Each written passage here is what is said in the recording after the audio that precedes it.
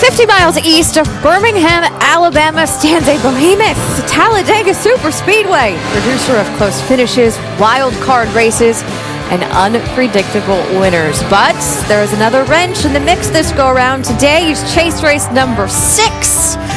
And inside the ESPN pit studio with Brad and Rusty, a lot of storylines to follow. Well, and the biggest one is this place, Talladega, Alabama. I mean, you're talking about 43 cars, 800 horsepower apiece, freight training around this racetrack. I don't even know why they put seats in this place, because everybody's going to be standing up. This is the biggest, the baddest, and the fastest race we have all day long. Anticipation is palpable. Well, guys, this is the first race back since the tragedy in Las Vegas, and it's something that's, as a driver, it's on my mind. I'm out there getting ready to race at a very, very scary racetrack, and I'm a little bit nervous. But the other thing is, I'm really kind of thinking about my competitors also. I might be a little kinder to them, be nicer to them, but once the race gets going on, racers are going to be racers. They're going to be running hard, they're going to go for it at the very end. But one thing I do remember, it was terrible what happened last week. It's still on my mind, and remember, it is scary. And Dan Weldon is riding along with this 43-car field today. On every single car, a tribute to the man we lost last weekend in Las Vegas. We'll also play tribute to him now as we go down trackside. Race fans, please rise and remove your hats as the Alabama Army National Guard present our nation's colors. Remain standing and please welcome from Motor Racing Outreach, Steve Keller, as he offers today's invocation. Please join me in a moment of silence as we remember Dan Weldon. Father, NASCAR lost a good friend and IndyCar lost a great champion in Dan Weldon last Sunday. God, we are asking you today to comfort his friends, his family, especially his wife and children. Father, in light of that, we ask you today to protect these drivers, these crews, these officials as they race. Father, we thank you for defending those who defend us daily with our military. And Lord, we thank you as well for a beautiful day to race in Talladega, Alabama. In Jesus' name, amen. Here to perform our national anthem, please welcome the 82nd Airborne All-American Chorus.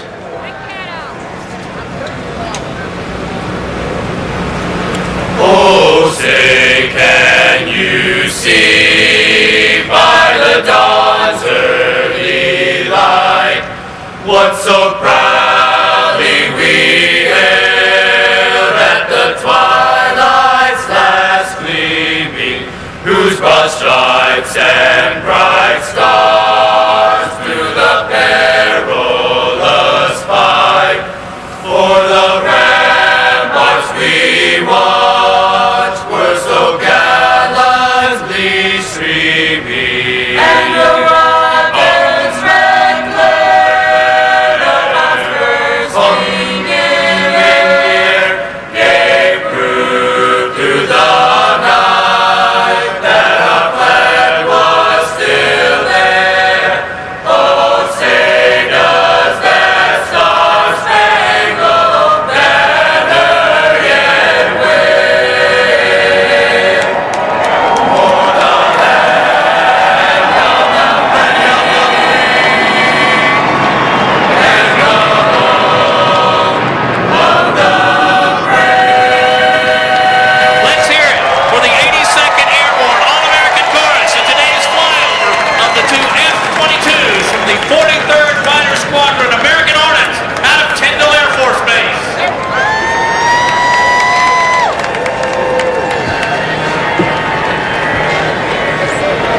So many emotions before drivers climb into their cars at this particular track.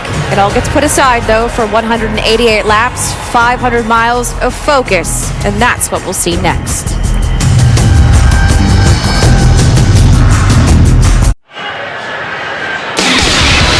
NASCAR Sprint Cup Series at Talladega is brought to you by Papa John's. Earn free pizza fast with double Papa rewards every weekend, only at papajohns.com. And Ford. Drive one. Back at Talladega Superspeedway, the chase drivers have a lot on the line today. Matt Kenseth, the winner of a week ago, starts 11th. He's just a couple spots ahead of Kevin Harvick. In fact, 9 of the 12 chasers start between 5th and 16th. The best qualifying chaser is Jimmy Johnson. He starts 2nd and is looking to make up for a bit of lost ground. In Charlotte a week ago, Johnson battling for 7th when he took a hard hit into the wall and in the points. This incident dropped him to 8th in points. He's now 35 back from leader Carl Edwards. And look at the ups and downs of Johnson's first 5 chase races. Compare that to the consistency of Carl Edwards or the white line, Kevin Harvick. And as we go upstairs to Alan Bestwick, consistency today may be a bit hard to maintain. Yeah, Nicole, and a driver's performance during the day might look like that Jimmy Johnson graph up and down. With Talladega winning driver Dale Jarrett and Talladega winning crew chief Andy Petrie, so today's the wild card race, right? What's that mean? Well, with all due respect to the crew chiefs who normally have a very difficult job, this is about the drivers. Drivers and great drivers love to be in control. Today, they're not in control so much. They know that anything could possibly happen here, usually does, and we could see any scenario unfold. They just don't have the control, the drivability, the power to get away, make everything happen on their own. They're relying on someone else all day long to give themselves an opportunity. They don't really like that scenario, but that's what they have to work with. The main thing they want to be doing is going forward when they see the checkered flag coming out. It's frustrating for a crew chief, too, because we like to be in control of things, and today there's not going to be a lot of that. Strategy and track position, all that's kind of out the window. The crew chiefs are going to have to manage a lot different kind of race today in the way that they position their teams to be in the right place at the right time. But, you know, that 2-tire, 4-tire calls are not going to be very stressful for the crew chiefs today. So drivers, in order to succeed today, have to have a partner in the draft. In watching practice and talking to people down in the garage area, here are some of the combinations we expect that we'll see throughout the day. And we will see a little bit of politics in the draft, too. Hearing some Ford teams have been told they should be drafting with Fords only today. We'll see how that all unplays as 500 miles gets underway. Right now, trackside, let's get them started. Fans, it's time for the most famous words in motorsports. Here to give the command, please welcome Chief Executive Officer of Camping World and Good Sam Club Enterprises, Marcus Lemonis. If you're proud to be an American, stand on your feet and make some noise. On behalf of Good Sam and Camping World, gentlemen, start your engines! Whenever you're ready. Fired up. Before you beginning, I'm just going to kind of ride, see which pairs team up. We'll keep an eye on the mirror. Yeah, 10-4, I'll come find you and do the deal.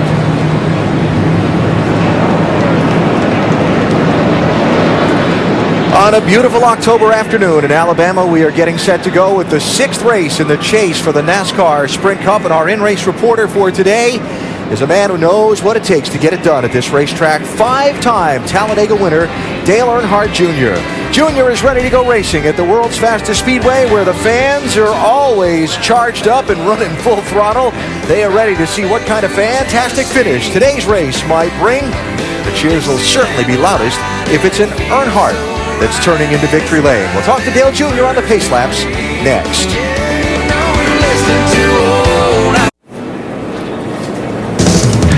Race fans, check out NASCAR.com/RaceBuddy to watch coverage live from Talladega. Follow your favorite drivers for free with 8 live camera views today. Getting set to go with 500 miles at the Talladega Superspeedway. A look at the starting lineup coming across the top of your screen. Field headed by Mark Martin, 2-time winner here, his 51st career pole. Mark going to lead this field to the green flag momentarily with the 5-time consecutive champ Jimmy Johnson alongside. Now, the man that's going to be paired with Johnson in the draft, or at least that's the plan for most of the day, is starting in row 3. He's our in-race reporter, Dale Earnhardt Jr., and the subject of our Gillette Pro Glide profile. Jr.'s first few years in the NASCAR Sprint Cup Series, he was almost unbeatable here. Recently, not so much, but remember, he was the one that pushed Johnson to the win in April. Skeptic or believer about today in a Junior win? I'm a little skeptical if he's going to be the pusher. He's going to be the one pushing Jimmy Johnson. I'm skeptical he can get to the checker flag first. All right, well, Junior rolling off on the pace laps, as you can see, and let's talk to our in-race reporter. Hey, Junior, Dale Jarrett, the ESPN. You have a copy? Sure do. Hey, man, our first question is mailbag, and it comes from Jim in York, Pennsylvania. He asks, when you're the second car in a drafting pair, how much firmer are you gripping the wheel, and how much more tense are you than normal? Well, you're pretty tense. You can't really see. The spoilers on the car as wide as they've ever been, or about as tall as they've ever been. So you just kind of hoping the guy you're pushing is telling you what's happening and where he's going, so you can kind of be ready. But it's a lot harder, actually, pushing than it is being out front. All right, let's switch roles there. Talk about the guy in front, which I know you would like to be, but who makes that decision when you're paired up, when it gets time to win this race at the end? Who decides who's going to be in front and who's going to be pushing? Well, between me and Jimmy, we just talked it out and decided what was the most productive package in that particular race, and we make that choice and go with it. You gotta, unfortunately, you gotta make a lot of sacrifices when you're working with somebody all day long. The way this package works and the way you got to work together, you make a lot of sacrifices, and somebody's got to. If you're trying to win a race, one of you's got to run second or whatever. So that's just the way it is. All right, man. You have a great, safe day out there, and we'll talk to you later on. Now, Andy's going to talk to your crew chief, Steve Letarte. Thank you. Hey, Steve, Andy Petrie in the booth. You got us? Yeah, I got you good, Andy. Hey, Steve, Dale's up here saying it's like a day off for a crew chief making decisions down there, but really, how do you manage this race to put that 88 team in position to win? Well, Andy, as far as the car goes, it kind of is a day off. There's not a lot of adjustments we'll make today to our pit stops, but, Chad and I will have to work very hard together to keep that two-car tandem at the lowest risk we can really afford all day long, and sometimes it's hard for the drivers to see that, whether they're too far up or in the mid-pack, and for pit road, we can kind of manage that sometimes a little bit easier. Okay, well, thanks for talking to us today, Steve. Good luck, and get that 88 team across the line first. Thanks, guys. You can see Jimmy Johnson's team in the next pit over from Steve Letarte and the strategic 88 team, so that'll be easier for them to get back and forth and communicate as the race goes on. Our 8 high-definition onboard cameras today being carried by the driver starting on pole position, 6 of the chasers, drivers with 12 Talladega victories between them, a 3-time Talladega Nationwide Series winner, and the championship leader beginning the day, Carl Edwards. So a lot of great views for you to have a look at 500 miles at the world's fastest speedway for this one. And our over-the-wall reporter today, the rear tire changer for Dave Blaney in the 36. It's Mark Hollywood Armstrong signing for the Soldiers. Way to go, Hollywood. And have a terrific day today here at Talladega. 36 car going to be paired up with Brad Keselowski in the draft for this one is the plan. And the last thing some of those over-the-wall guys did before they left pit road, made sure the back bumpers of those cars were as primed as they can be with what they're allowed to put on them by NASCAR rule. Paul Menard's team doing a little last-minute touch-up.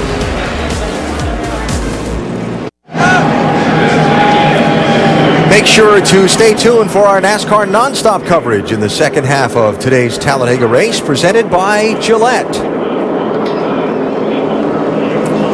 Field of starters coming to the 1-to-go signal, 1 lap away from the start here at Talladega for today's 500-miler. Some final stories from pit road before we go green. Let's start with Vince Welch. Vince? Well, Alan, earlier this morning before the cars were gridded, Chad Knaus found out that his 48 car driven by Jimmy Johnson had a flat right front tire. That means they'll start with 3 scuffs and a sticker tire on the right front. Now, Chad was frustrated. I was with him when he found out that news. He was frustrated at the moment, but I spoke to him just before he climbed on the box. He said it shouldn't affect their performance here today. Dave Burns?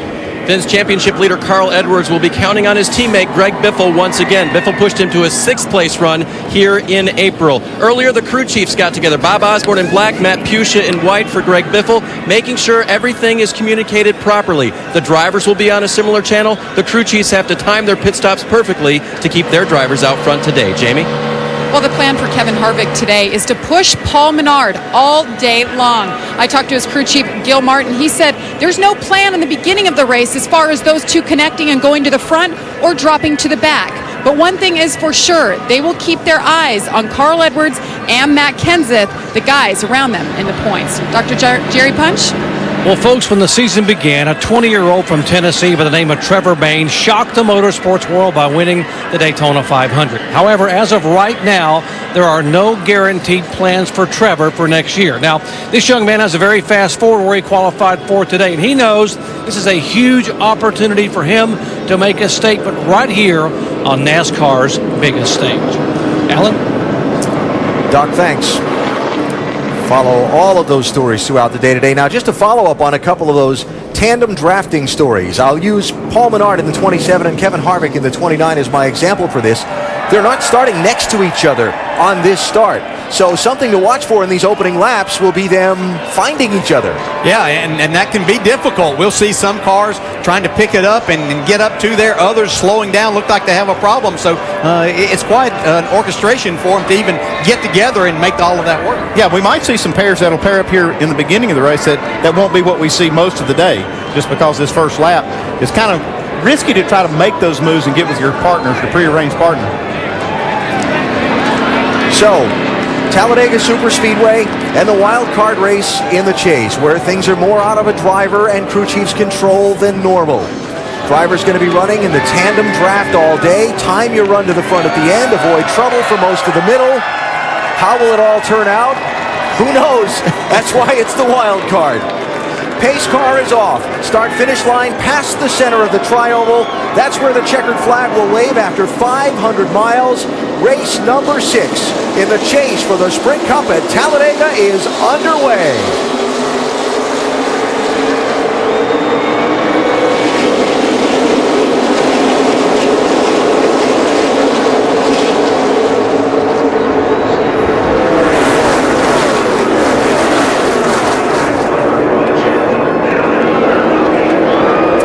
Did not take Jeff Gordon long to find Mark Martin's back bumper.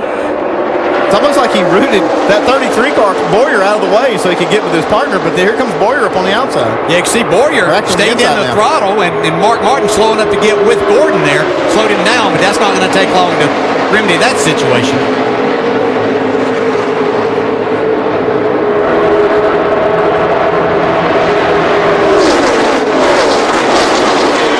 On the outside, Jimmy Johnson pushed by Dale Earnhardt Jr. to the point as they come down to complete lap 1. That yellow car, Kurt Busch, is waiting for the black machine in the outside lane, the 78 of Regan Smith. That's his planned drafting partner. And why do they have to have a drafting partner? If you're not teamed up, if you're not paired up with another car, you're going to be running anywhere from 8 to 12 miles an hour slower than what these cars are running together. And we talk about paired up, we mean physically touching. They have to be mechanically linked up to be able to make this work and to make it work like it really needs to make that kind of speed. Ryan Newman, 39, with Tony Stewart, his team owner and teammate, to the top spot now. And here come David Reagan in the 6 and Matt Kenseth in the 17, running to the outside. Yeah, saw this work at Daytona back in July. Matt Kenseth pushed David Reagan to his first Sprint Cup victory there.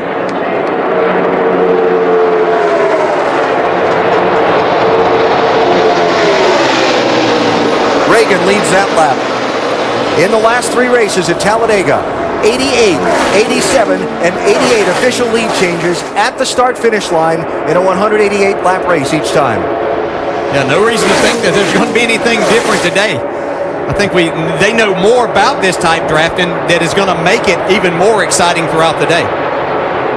Well, they're on pace for 188 lead changes. 2 laps, 2 lead changes. Yeah. Kevin Harvick. See, Kurt Busch has gotten paired up with Regan Smith up on the high side. They're coming in a hurry. Yeah, now, it's not going to be the first time today I'm going to call Clint Boyer Kevin Harvick, because their cars have somewhat of a similar paint scheme today. Boyer pushing Jeff Burton in the 31, and there's Kenseth to the lead, leads a lap. That is 1 bonus point toward the championship for Matt Kenseth. Remember, if you lead a lap or lead the most laps, you get a point. An A point in this NASCAR system is big. But in doing that, look how quickly it slows them down and these other cars catch them and surpass. Jeff Burton, 31, to the point. See Denny Hamlin now linking up with Trevor Bayne in the 21. Doc was telling us how much Bayne had to race for today in that Wood Brothers car. And look to the inside. Landon Castle in the 51, Casey Mears in the 13. When we say before the start of this race, this is truly a race anyone could win, we're not kidding, we're not exaggerating. Yeah, I've talked to some of the team members on that 51 team of James Finch. They want that car at the front all day long. Some of these others may have a strategy to go to the back, maybe hang out a little bit, let things sort out. But this 51 team wants to go to the front and stay there today.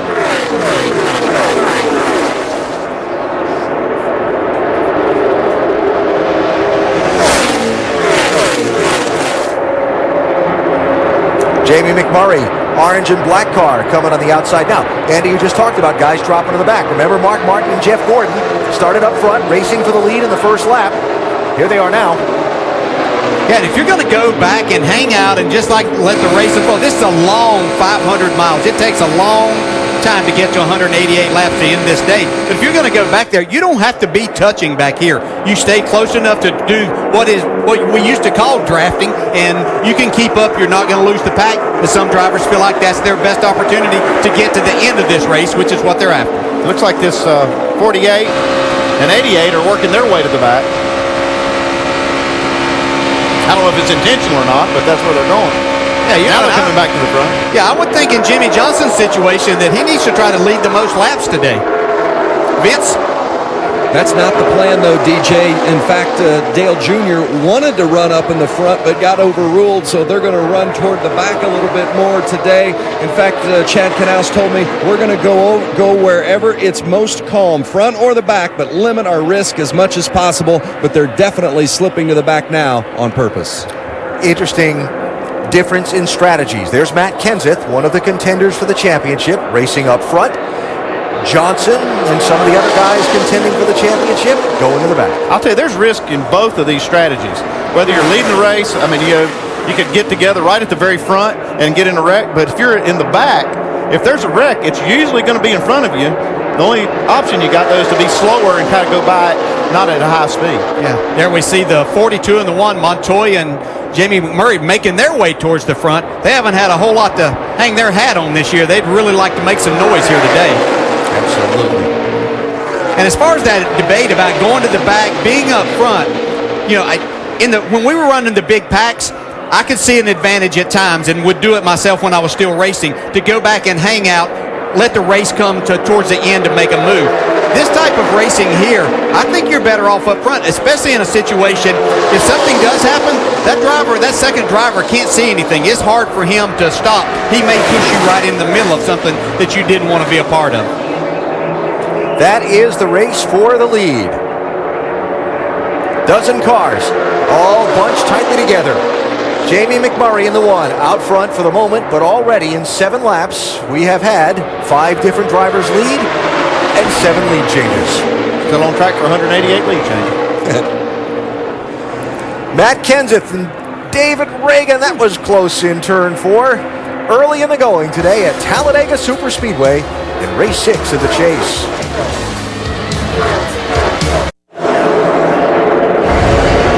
The race for the lead in the Good Sam Club 500 at Talladega Superspeedway for the NASCAR Sprint Cup Series. Matt Kenseth in the 17 has led the most laps so far, but it's close.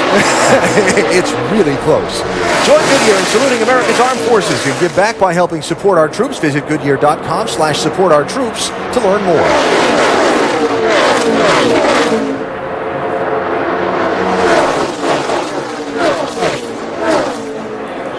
So it is Kenseth and Reagan, 1 and 2. Jeff Burton, Clint Boyer on that inside lane behind them. Outside lane, Ryan Newman, Tony Stewart. Then you get to Kevin Harvick and Paul Menard. Black and white 29 and neon green or neon yellow, take your choice, 27. This on Harvick's radio a minute ago. Slow one high, going to the middle, They're stacked up in front of me, 3 wide, going high. Check up just a touch, check up.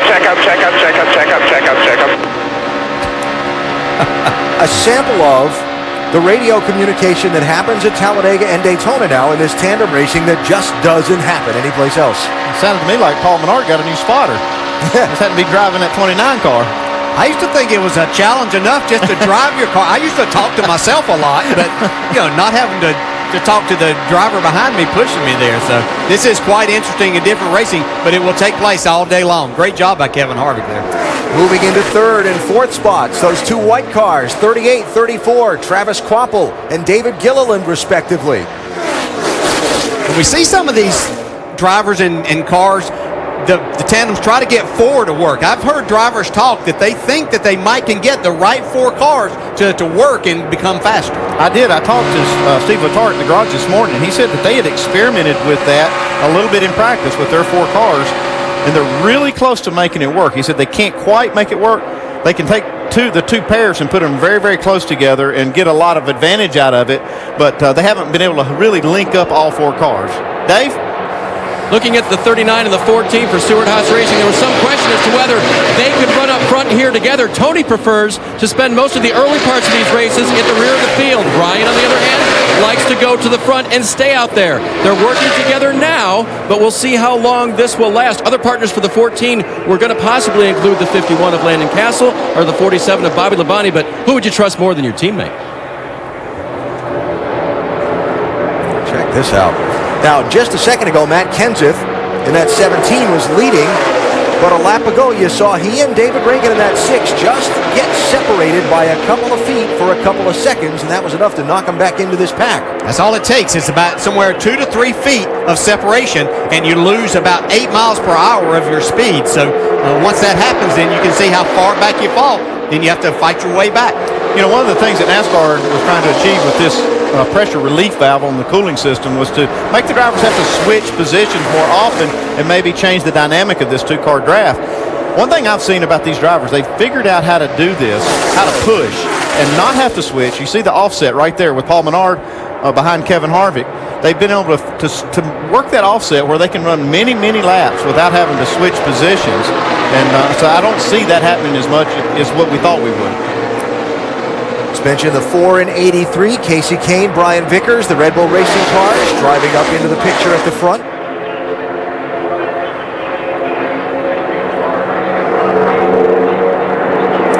And looking back, Mark Martin and Jeff Gordon. Remember, we saw them on the first lap up front. We saw them drop back into the pack. Then we heard this. It looks pretty clear up there to me, Mark. I'd say we go ahead and, just run as hard as we can like this. Okay, yeah, I'm still not wide open, so if you decide you want to pass this little group, just let me know, otherwise we'll just hang with them. Now that was when Jeff was leading. They obviously have swapped since then, and now Mark is ahead of the 24, and they've run up through a little bit of the traffic that they had dropped back through in the opening laps. And you see just ahead of them is Jimmy Johnson and Dale Earnhardt Jr., so right now it seems they're just content to ride and let the race kind of wind down, laps wind down, and they'll decide what they need to do to their cars and what position they need to be in later on. There's that offset, breathing, getting the air into the radiator. Love the opportunity to talk about people in these Talladega and Daytona races that we don't get the chance to see up front competing for the win on a more regular basis. How about Robbie Gordon in the 7 car? Fielding his own race team, independent, if you will, operation, 1 car. And here's Robbie hooked up with the Wood brothers and Trevor Bayne in that 21. Doc, they've run up to the front, and they're in the hunt here. Alan, exactly. This is all by design. This actually came together back in February at Daytona because Trevor Bayne didn't have a dancing partner, didn't have someone to draft with. So he and Robbie Gordon hooked up, knowing that Robbie had Penske Racing engines, and Trevor pushed Robbie Gordon to lead at the halfway point of the Daytona 500. They decided to hook up in the day, Trevor in the Ford, Robbie in the Dodge, and be able to both stay in the top 10 or 12 and maybe have a shot for one of them to pull off the win. One of the problems that you get in a race with an odd number of cars in the field and a style of racing that demands people be paired off evenly is somebody gets left out. And that somebody right now was the guy that was drafting with Trevor Bayne earlier, Denny Hamlin, who now finds himself 37 seconds behind the leader in 39th place by not running in the draft. And he is almost 4 seconds a lap slower than the leader, so it's not going to take long for the leaders to lap him. Yeah, less than 3 laps, he's going to be a lap down here. Doc, how about this 11 situation? Well, the whole plan as of Friday in practice was for the 39 of Ryan Newman hook up with the 11 car. That's what happened back in July at Daytona, and they're running 1-2 for the green-white checker, but that was if the 14 car went to the back of the pack just to get an opening and ride. Well, guess what? Tony Stewart didn't go to the back. He and the 39 are together, and that left the 11 as the lonely soldier out there with no drafting partner and really running slow, struggling to keep up there without some help in the draft. Pushing forward, 3 wide here, racing for the lead. Separated the middle pair, so it's Kevin Harvick, 29 to the inside, that's going to go to the point with a push from Paul Menard. Just behind these guys, look for Kyle Busch, inside line, and Joey Logano, 18 and 20. I guess after riding without being hooked up, they decided to see what it was going to take to get to the front at this point in the run, because they put those nose and tails together, boom, through the field. Yeah, and that's something that's going to be important to know. How many tandems can we pass at the end of the race? How long does it take us to get to that point? How many seconds back can we be and still give ourselves a chance to win? Right now is the time to be finding these things out. But then you get to a spot where there's 3 wide in front of you, you might have to back off for just a second. Denny Hamlin about to be lapped by Kevin Harvick, the race leader. We're at 50 miles into today's 500-miler in Talladega. Back at Talladega, the first caution flag is out in today's chase race number 6. It is for debris in turn number 2. The field slowing under yellow for the first time today after already in 24 laps having 9 different drivers lead 13 different times. Talked about Denny Hamlin getting lapped a little while ago. Well, the caution coming out not long after he got lapped. A big break for Denny. He is going to get the Aaron's Lucky Dog free pass as the first driver a lap down, and in fact the only driver a lap down. So Hamlin will get back on to the lead lap. He is in 39th place. He needs to start advertising for a partner, though, if he's going to stay on the lead lap. You know, it's interesting because you say, okay, well, somebody's going to fall out of the race. Well, 4 cars have gone to the garage, but Still not number. 4 cars have gone to the garage. Michael McDowell, Joe Nemechek, J.J. Yaley, and Kevin Conway. Race fans, check out NASCAR.com/RaceBuddy and watch coverage live from Talladega. Follow your favorite drivers for free with 8 live camera views.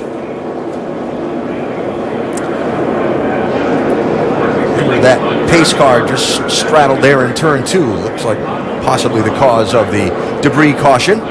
So, first set of pit stops coming up here. Going to see a lot of 2-tire changes. Yeah, I think you'll see a ton of 2-tire changes. Fuel being the biggest thing they need right now. The only time they really need tires is if, especially like on a green flag stop where they would maybe slide the right front. Getting on pit road, they definitely need to change tires there. And something we saw a lot in the last couple of Talladega races, the guys in the championship or the guys that were taking the conservative approach to the race don't pit the first time by when the lead lap cars pit, and then they come in the next lap when the lap down cars pit because there's fewer of them. Yeah, there's fewer of them, and you don't want to take that. Doing those 2-tire changes and being at the very back, you may catch some people exiting as you're trying to come in, so you don't want any contact or any problems on pit road. The AT&T Fastest Pit Crew of the Year award is determined by the winner of each race, the fastest pit time, and you, the fans, vote. Make sure to text the car number to 234567 of your pit crew choice. First pit stops of the day at the conclusion of lap 26. Jamie? And Kevin Harvick, who spent some time up front. The call was 4 tires, but they realized a lot of others are doing right sides only. That's what they're doing. No changes. They'll fill it up with Sunoco. Vince? Brian Vickers in the 83, bottom left of your screen, right side tires only. A former winner here, in fact, scored his first Cup win at Talladega. Doc? Upper right of your screen, Casey Kane never won a restrictor plate race. Came from 26 to lead it, right side tires, and 1 can of fuel. Dave? The blue and red 14 of Tony Stewart, 2 right side tires only. Says, I like the way the car is. No changes to the chassis. He also said he doesn't mind running up front with his teammates, so they'll stick to that plan. Dave, thanks. Just about everybody with just the right side tires. And you see Casey Kane, who led the field down pit road, will be the race leader coming off the pit lane. First caution out today at Talladega.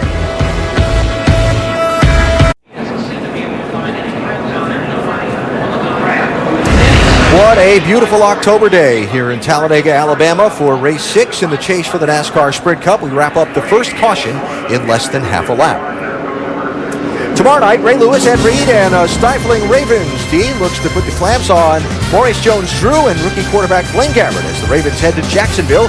It's Ravens-Jaguars on ESPN's Monday Night Football at 8:30 Eastern. Also available live on Watch ESPN. Coverage begins at 7 Eastern with Monday Night Countdown served by Applebee's.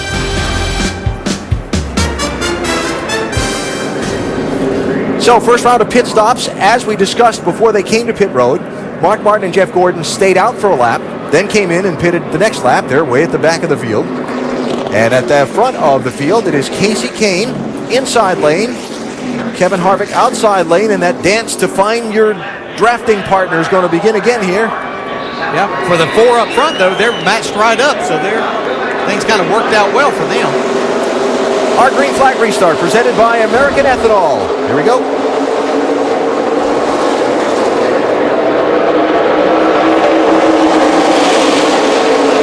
Tony Stewart leaving room for Ryan Newman to drop down in front of him after they cross the start-finish line. Yeah, that was the key thing, Alan. That's what we'll have to watch today is other restarts. You cannot change your lane until you make sure you cross the start-finish line. See Jamie McMurray now by himself. He's waiting on Juan Montoya to catch up, hook up with him. Clint Boyer, Jeff Burton up through the center in a couple of Richard Childress Racing Chevrolets.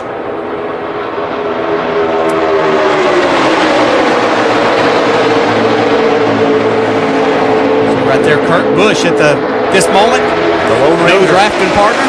Yeah. You see the 78 back about 5 or 6 cars back. So Kurt will be trying to make his way back to get hooked up with Regan Smith again. Now, Brad Keselowski in the 2 has been drafting with Dave Blaney in the 36. Blaney in that white and red car trying to find a space to get in front of Keselowski while Denny Hamlin was kind of trying to work with Blaney in the draft. And Blaney said, I got a dance partner, thank you. No, you may not cut in. Yeah, he doesn't want to get down a lap again. Hamlin doesn't. He doesn't have a partner right now. That has to be so frustrating if you're Denny. Richard Petty Motorsports cars charging to the outside lane. That Best Buy logo belongs to A.J. Allmendinger, being pushed by Marcos Ambrose.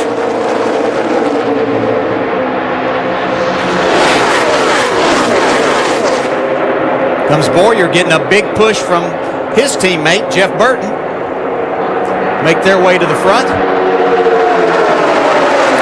And the charge from Matt Kenseth and David Reagan. Here come Kyle Busch and Joey Logano to the outside.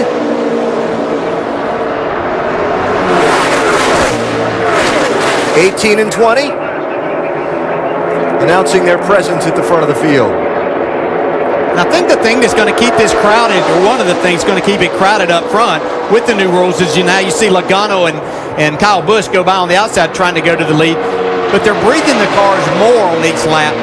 And so they're not attaining the high speeds that just gets them out and makes a big run and gets them way out front.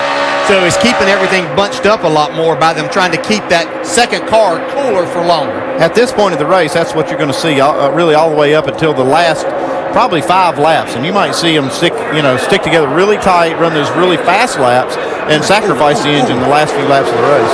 Wow, sorry, Andy. Big wiggle there for Harvick as Menard was moving around behind him through the tri-oval there. Denny Hamlin, 11 car. Has he picked up a little help from Truex in the 56? Yeah, but Truex has got his teammate Ruderman in the 00 behind him. Trying to get you some help. Everybody's kind of content where they're at right now. Still hadn't found a partner. He's still looking, though. See, Robbie Gordon was just behind him trying to find somebody right now. He hadn't gotten hooked back up with Trevor Bayne at this point in time.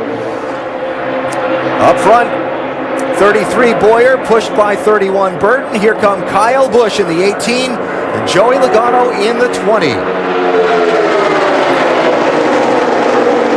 They restarted 12th and 15th respectively just 3 laps ago. Last to leading the most laps in second at Charlotte last week for that 18, Vince, and he's having a strong run today. He is indeed. And remember, guys, they went to the backup car, but this backup was originally slated to be the car they raced in this race, and at the last minute decided no, they'd run the car they ran at Daytona because it was proven. But after an accident in practice on Friday, they switched to the backup, put a different motor in it. Kyle went out for 5 laps of practice and told crew chief Dave Rogers, I think this is the best thing we've had yet. Good news for the 18 fans. So Kyle to the point, Vince. Thank you. Matt Kenseth, the one ducking around behind, looking for some running room, pushed by David Reagan in the 6. Yeah, that car that the original car that they brought here had just a couple counts less drag. I mean, it was very minute, but you're trying to get everything that you can.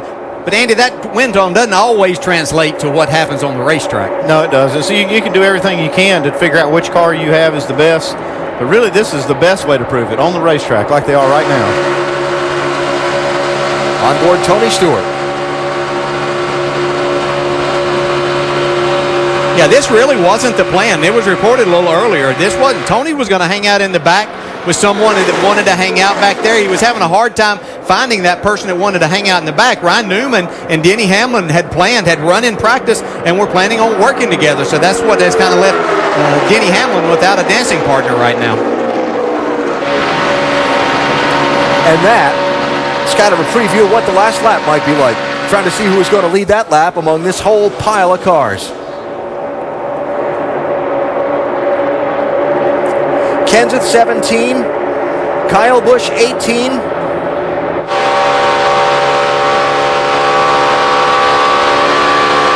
Now look at that. Look at how much movement that 20 car has on the back bumper of that 18 at the speeds they're running. Yeah, and the only thing he's looking at is the rear deck lid and the spoiler of that car in front of him. So he's trying to keep it as close and as directly behind as he possibly can to make the most speed. And Dale, for those of us that have never driven one of these race cars, it's not like Logano's turning the wheel like that. He's holding the wheel straight and the air's moving that car. That's exactly right. The air's moving it all around. That's what makes it interesting all day, especially as they get into these bigger packs. Kyle Busch leading at Talladega.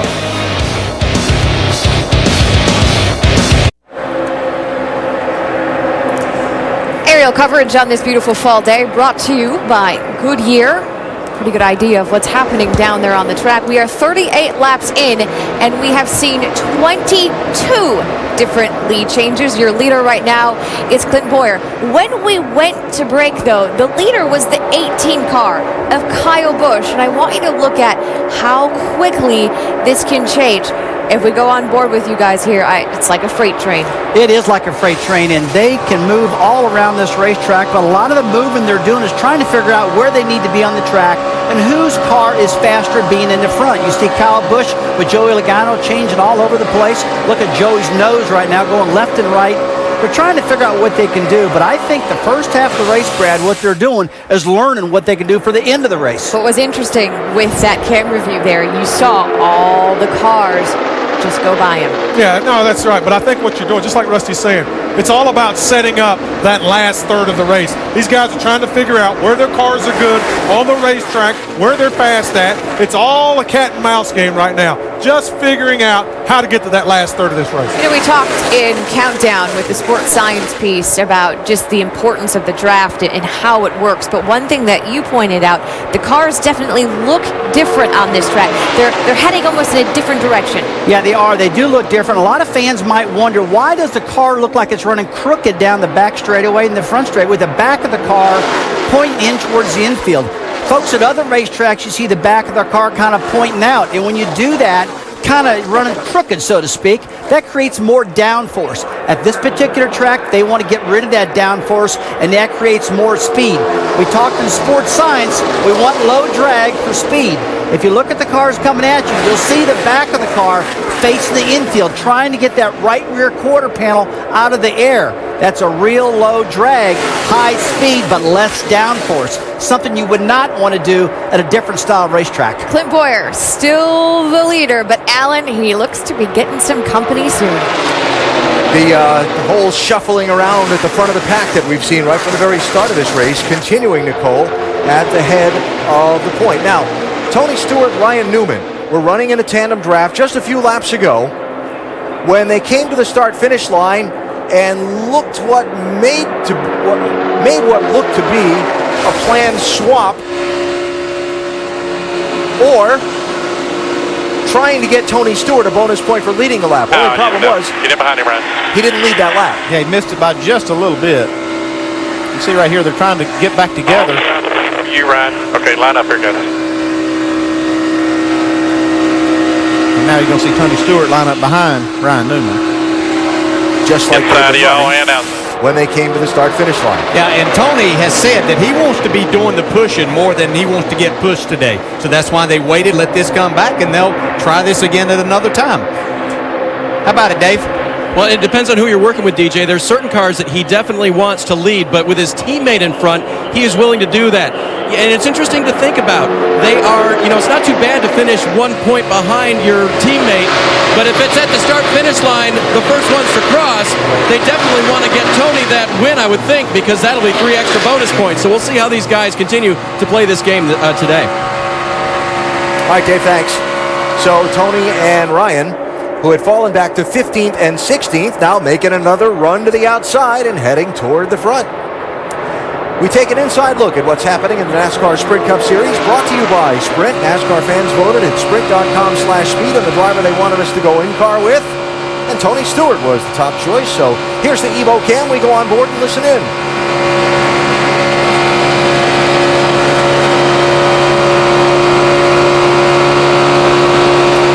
Get closer to the NASCAR Sprint Cup Series with unlimited access to highlights, news, and more. Learn more at sprint.com/speed. Ryan Newman trying to tow Tony Stewart back toward the front, and maybe they can get that 14 to lead a lap. How about things from the 39 perspective, Doc? Yeah, that was the whole plan, is to try to move over and let Tony lead in lap a little bit ago. Didn't quite work. They're going to try to ride their way back to the front. And the 39 car, as DJ said, is much faster when being pushed because Ryan Newman has led the most laps in both Daytona plate races this year, only to have an incident happen in the last 4 laps in both races. But right now, being pushed is where the 39 needs to be. He can't push as strong, but the 14 pushing him can't go by. They're going to push him right by in the lead, and now watch and see if the swap will work to get 14 a lap led in that bonus point. Guys? Gonna have to be careful if they try it here. I don't know. I don't think he got there again. Missed it by just a little bit again. Stay in the middle. Timing and scoring says we did not lead that lap. No, we did not lead that lap. 2 for 2 or 0 for 2. They're trying hard though, man. And that's a real statement on how important a single point could be in determining who wins this championship. Clint Boyer out in front. 23 lead changes in 45 laps to the Good Sam 500 at Talladega.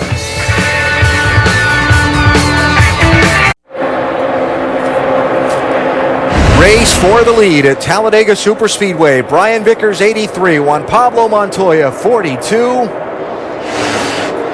Closing in on 150 miles of today's race, give Montoya the lead on that lap. Race fans, check out NASCAR.com/RaceBuddy to watch race coverage live from Talladega today. Follow your favorite drivers for free with 8 live camera views. 26 lead changes, 14 different drivers have been out in front. 1 caution so far, just for debris. And some interesting stories in this lead pack. We've seen Tony Stewart and Ryan Newman 0 for 2 on attempts to get that 14 a bonus point for leading a lap. And we're seeing some guys at the front of the pack that we don't normally get the chance to see on a more regular basis, like, for example, Casey Mears and Landon Castle in this 13 and 51. Yeah, 2 very accomplished drivers and drivers that do well here. They've hooked up together and taken these cars to the front. They've been up there battling for the lead all day long, and they know that they can run up here and have a chance at the end of this race today to possibly steal a win. Yeah, and Landon Castle's driving a car. It's a Hendrick car and a Hendrick engine, so he's got the horse to take him there. You can see Newman and Stewart trying to make their way back up there again to see if they can ever get Tony to be the first one across the line and lead a lap. Oh, look out there. Wow. Look at the difference in speed right there. There's people telling us as much as 12 miles an hour difference between when they're hooked up and pushing together and when they get separated like that. That's a lot. It really is, and that's what the bigger plate has done, is make this closing rate and this speed that they have even greater. So the driver, especially in front, has to pay attention. The driver behind can't see anything. He's just hoping his buddy leads him in a good direction. Now, you got the group up front racing for the lead. That does include a couple guys racing for the championship, like Matt Kenseth, for example. A lot of the other guys kind of hanging out back here. Carl Edwards, 99. Jimmy Johnson, 48. Jeff Gordon's back there. Dale Earnhardt Jr.'s back there. And they're kind of running, I'll call it the older style Talladega, where they're not bumper to bumper and pushing together, but maybe a car length or a half apart. Still in a draft, but not in that pushing draft. And one, for example, Dale Earnhardt Jr. is kind of okay with it. We picked up the 5 at the 24. We got a long line of singles here, just kind of right. So I thought it was cool here. I mean, it is. We'll get it to back off some more there. You'll be all right. I mean, we're doing just fine riding one car length apart. I mean, we're not losing any ground up there, and everyone's just chilling out back here, except for Denny's in a hurry to get on everyone's bumper. Yeah, this is working. We should have been doing this from the start. Dale Earnhardt Jr. right now sitting in 31st spot, Vince. And I can tell you that it's difficult for Junior to be patient and just be running back there in the back, killing time, because he likes to run it up front. We talked earlier about how he preferred to be up in the front, but the team talked him out of it and decided they would take it a little bit more conservative. And certainly that's what they're doing in this long 12 to 15 car line, the 88 behind the 48. Jamie?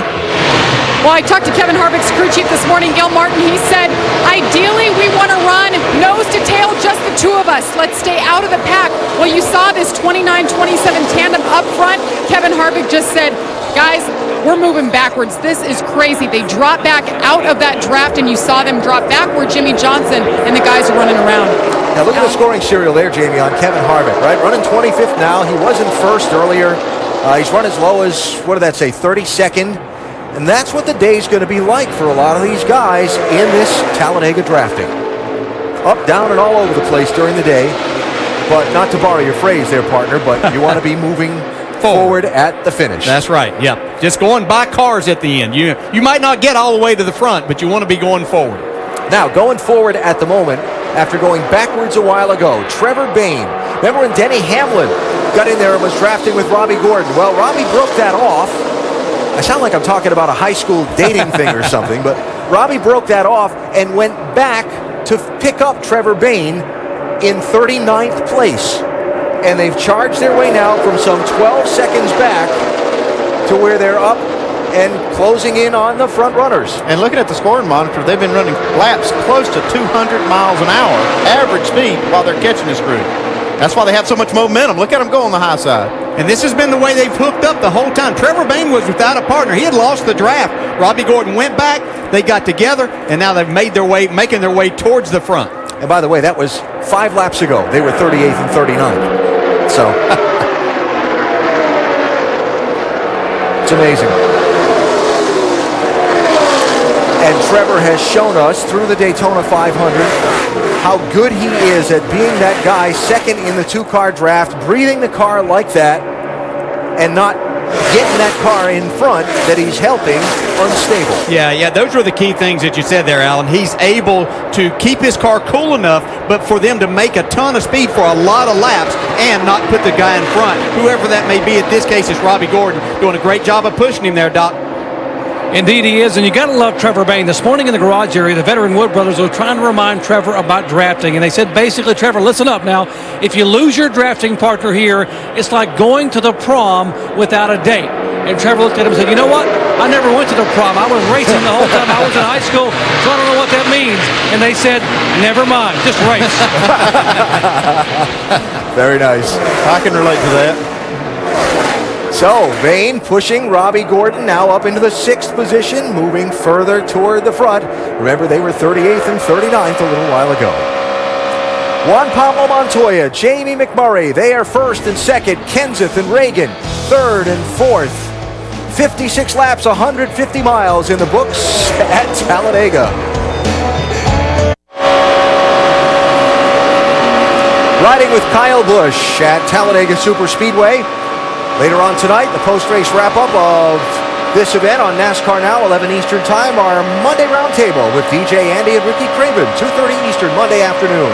Big O Tire NHRA Nationals qualifying is next Saturday, 10:30 Eastern, ESPN2. The finals next Sunday, 7 Eastern, ESPN2. And talk about your polar opposites. We go from the fastest and biggest track on the circuit, Talladega, to the smallest track on the circuit for a little short track racing. Martinsville next Sunday, 1 Eastern, ESPN. Please don't mistake smallest for easiest track on the circuit when you talk about Martinsville.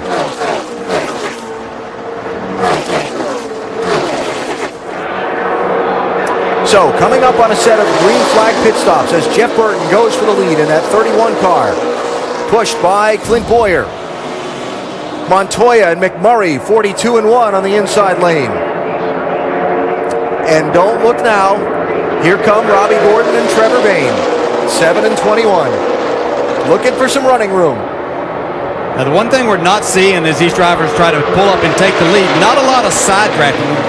As these cars get close together, it's very difficult to do that. They separate quickly if you do that, so you have to be careful or you'll hurt your effort in trying to go forward. Now, Andy talked about earlier about the crew chief, he jokingly was talking about having a day off, but planning the pit stop strategy involves working with a teammate and making sure you're on the same page. Hey, you want to pit together, you want to come off the pit road together. Actually, you want to be touching, front rear bumpers as you leave pit road, so they're trying to coordinate this. And if they need to get 4 tires or they need to do something different, they need to coordinate it among them so they can do the same thing. 38th and 39th to the front for Robbie Gordon and Trevor Bayne. How long? Well, that remains to be seen. I'm just looking at this. This is going to be Tony Stewart's best effort to lead a lap when they get back to the line right here. They're going to have to change. They're going to swap just a little sooner than they've been doing it. They've tried to do it right there in the middle of the trial. Just pull out early this time. You were just too late when you pulled out. There you go. Okay, well, but they got the 6 and the 17 bearing down on them right now. He can still get it done. He can still. It's too late now. Or is it? He's going to get a push. Yeah, he's got to put. Whoa, wow. Kenseth had to check up. But he got that lap led. Yes, he did. I got it. That's an awful lot of trouble to go through for 1 point. Hey, and it's not over. They're going way back because of this too. They have to regroup. Wow. That was close for Kenseth. Yes. He probably was all over his radio back to David Reagan in the 6, saying, look out, look out, look out. You can see the difference in speed right there, just trying to get hooked back up. Yeah, they just led this lap. Now there's 20 cars in between them in the front. So you saw the negotiation over the pit stops. Getting from racing speed on to pit road can also be an adventure at Talladega. We'll watch out for that when we come back. Brian Vickers out in front for this second. Back live, Talladega. We are under green. An attempt to get to pit road for a green flag stop. We talked about it going to the break. It went wrong for Joey Logano and Kyle Busch because there was some other traffic slowing through the pack ahead of them. Kind of a complex situation. Bottom line, Logano's off the pace. Kyle Busch lost his wingman, and we're still under green. Trevor Bayne and Robbie Gordon had gotten separated on the racetrack. So watch Bayne in the red and white 21. Yeah, he's motioning. He's coming to the pit. Woo. Logano didn't get slowed down. Look at this save. I mean, this car is sideways.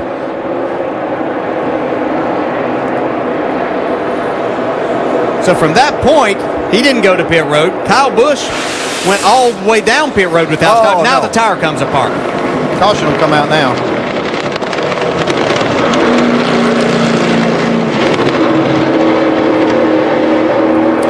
On pit road, while the green is still out, Vince. The 48 and the 88 pitting together. Chassis adjustment on the 48, 4 tires. The 88 says he's got a little bit of a vibration as well, so they're working just hoping that it's a tire issue for the 88. No chassis adjustment on Dale Earnhardt Jr. Jeff Gordon in. A little bit of wedge out of the left rear, trying to free the back of the car. Just a little bit under the pushing. 4 tires, getting it full of fuel. Gordon down and away, guys. Mark Martin getting the fuel tank topped off, leaving pit road. Caution flag is out for debris from Joey Logano's car. And all of these cars were on pit road before the caution came out and the pit road was closed. Yeah, it's not going to really hurt too many teams because the ones that did get lapped, which would be like the 21 and 7, they'll take the wave around when the leaders pit. I think and some of the others stayed out, and the ones that pitted actually will stay on the lead lap. Yeah, and I think Denny Hamlin might have just got his drafting partner for the day in the form of Kyle Busch now. Because that 20 car is going to be in a world of hurt without that left front fender. So a complex, they talk about your cause and effect, right? Trevor Bayne and Robbie Gordon get separated in traffic in turn 2 as they're approaching green flag pit stops. And that whole thing leads to, first of all, great save by Joey Logano, and second of all, the big mess he's got in the left front of his car. Yeah, and that's just another case where I believe that Joey Logano could not see what Kyle Busch was seeing in front of him. Maybe wasn't made aware that there was another car there, and all of a sudden had to duck out and nowhere to go.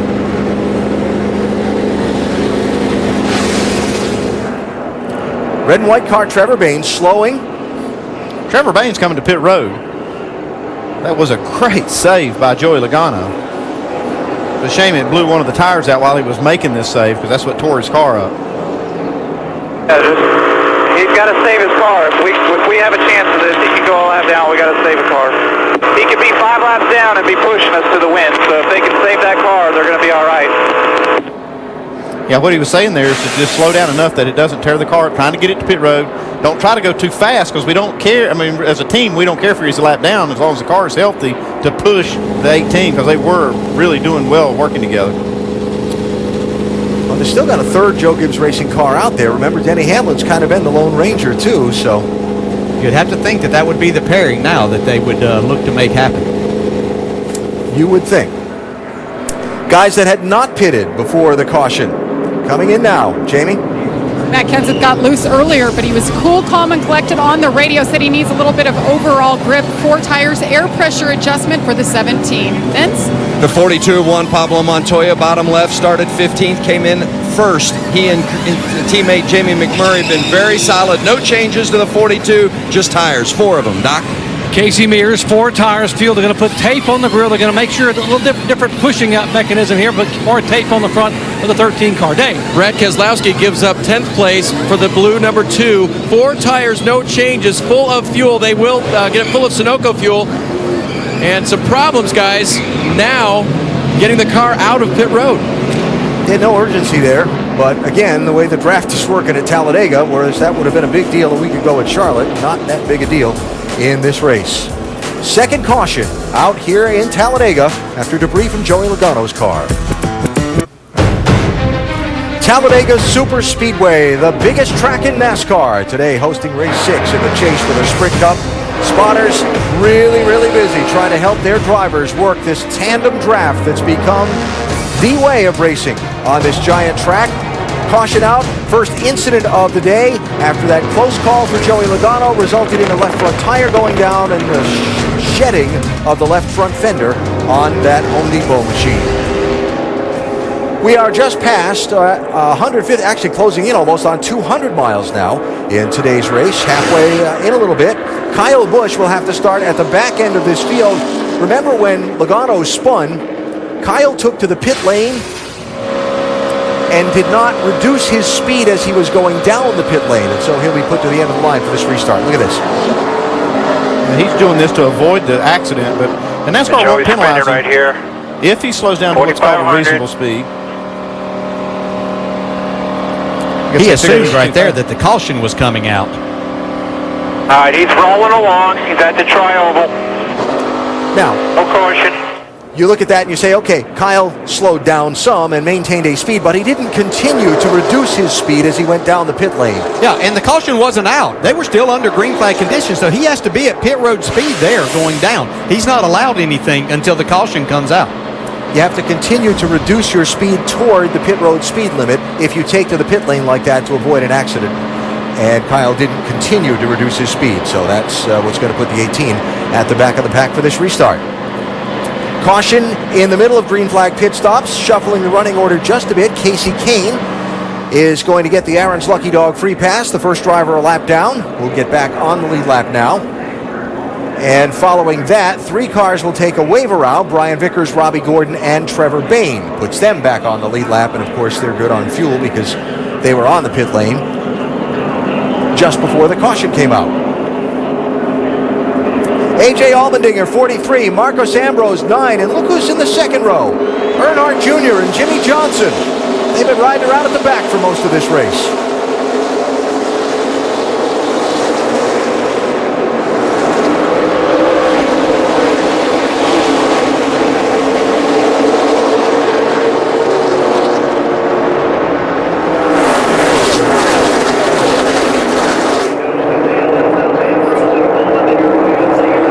Clint Boyer, 33. Jeff Burton, 31. Going to go around to the point.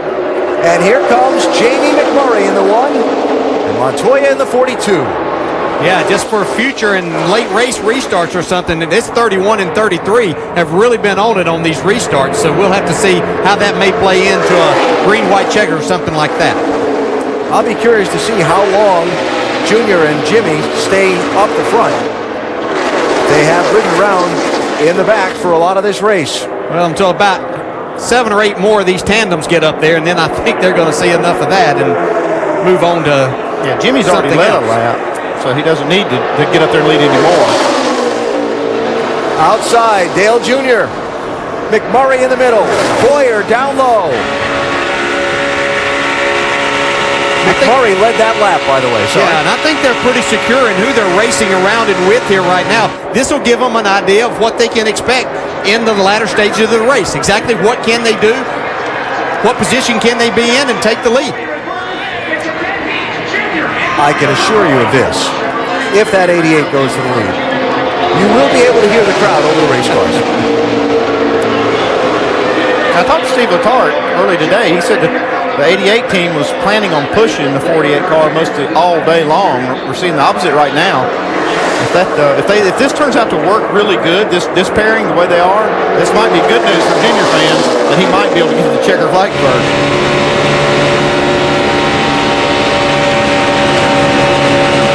They're using the same spotter for both cars. Now you could hear how Jimmy had to back out right there as they got there because the 43 came up.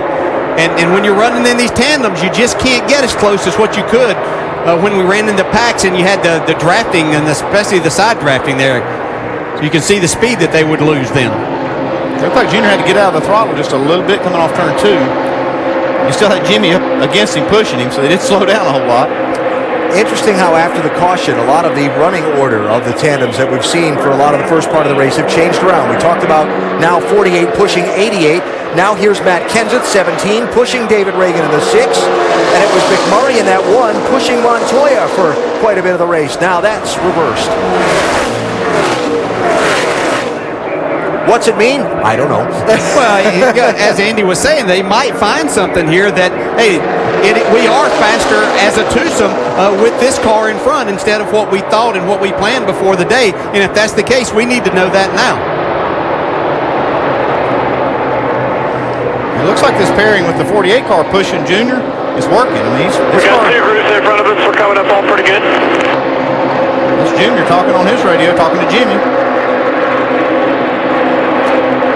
Remember, that second car in the tandem draft can't see anything but basically the back bumper and the spoiler of the car in front of him.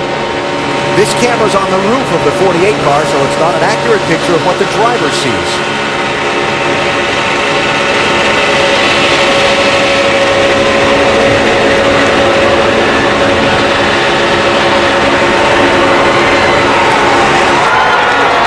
Yeah. The fans like the way this is working.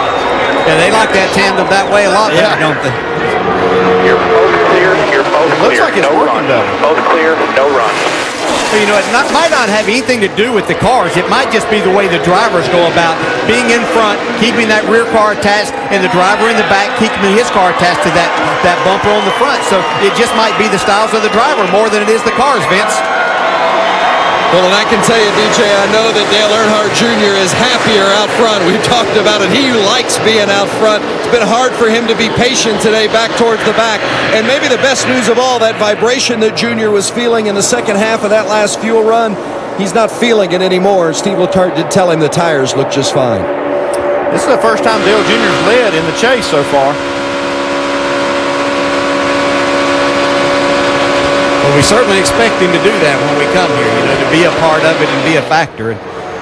you know that it can be a little bit disheartening to him to know that he was going to have to just go out there and be the pusher all day. So this at least gets his spirits up for a while.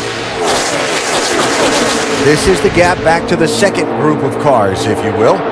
Casey Kane in the 4, remember, was the leader.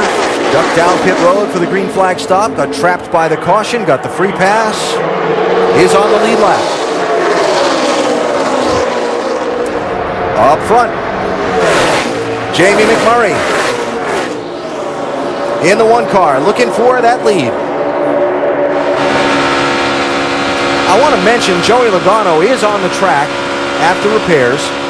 They're showing him 3 laps down in 39th place.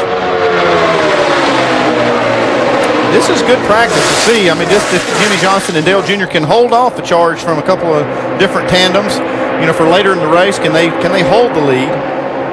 Looks like right now they're going to lose it to McMurray and Montoya. And look who's coming on the outside. Yep, just as we suspected what might happen. Here's Denny Hamlin's hooked onto the back bumper of Kyle Busch. Going places in a hurry, Vince.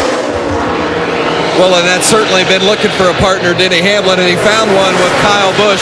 Kyle and Denny are working with Denny's spotter, Curtis Markham. We've got a crash, guys. Ryan Newman spinning off the tri-oval. Caution flag. Got some damage on the left front of that car. You see that front splitter all wrinkled up. Yeah, the whole front end's tore off of it. Looks like he may have gotten off in the trial of the grass. The lower half of the front end's gone. And if he drives that right front run, it's all the way down. Yeah, where I was going with that. If he drives that back around the racetrack too quickly, his right front fender's going to end up looking like Joey Logano's. He's got a lot of problems anyway, though. You can see right there in the trial of the grass.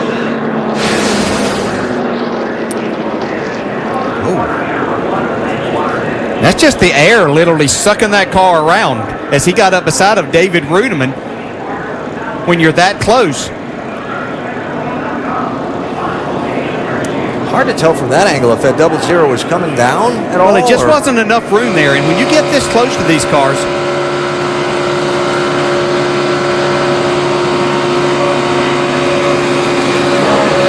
you can see, well, it's just that there's a lane there. That bottom lane, there's a little bit of where the pavement goes together and where the lanes were, it's a little uneven right there. And Ryan came up there with Tony pushing him, and it's just the uneasiness that you get going through the tri-oval and then another car taking the air off of it. It sent Ryan Newman spinning. For Martin Truex Jr.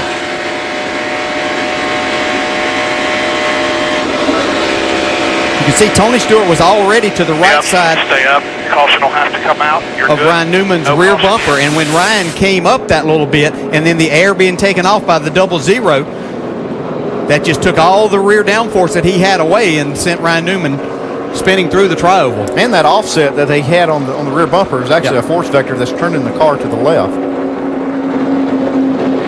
So third caution is out in the race. Ryan Newman 10th in the championship, starting the day dragging brake ducts behind the car.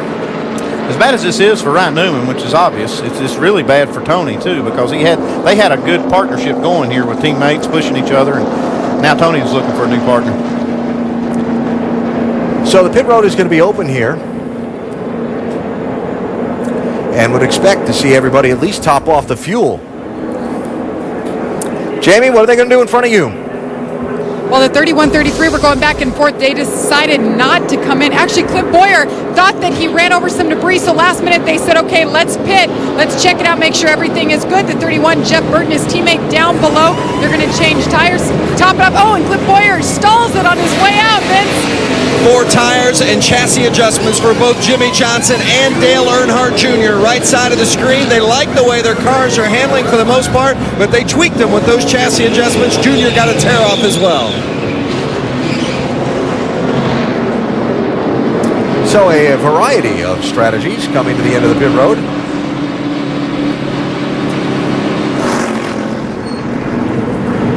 And some interesting strategy being played on the pit road as they come to the scoring line.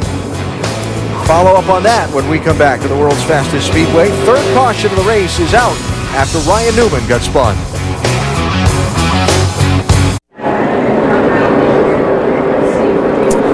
Beautiful day in October in Talladega, Alabama for race 6 in the chase for the NASCAR Sprint Cup. Race currently under caution for the third time after Ryan Newman got turned into the tri-oval grass. The 39 back on the track after some work being done on pit road and now back on pit road again. Now, some subtleties developing here that we want to show you because of this two-car draft. I want you to pay attention to a couple of guys, team cars, coming off the pit lane, Andy. Yeah, you can see a couple of these tandems coming off of pit lane, and they're starting to try to get together. You can see right here is the 42 and the 1. They've been running together. They're side by side coming off, and just behind them, you see the 88 and the 48. Now, what you're watching for is how they each slow and let another car get between them and their teammate coming to the scoring line at the end of pit road. Which means as they get back on the racetrack, instead of starting side by side, they will be starting nose to tail, which is what they want to be. They can go forward faster. It's perfectly fine to go slower than pit road speed limit. Absolutely. No penalty. Yeah. These race teams are smart. Got it all figured out. Cleanup continuing here at Talladega. We'll take a break and come back for the restart. No, I'm not a well-decorated sea captain who battles monsters on a large nautical vessel. But thanks to Old Spice, I smell like I am. No, I don't have 14 well-oiled abs or endless gold treasures pouring from my pants. But shh, don't tell my nose that.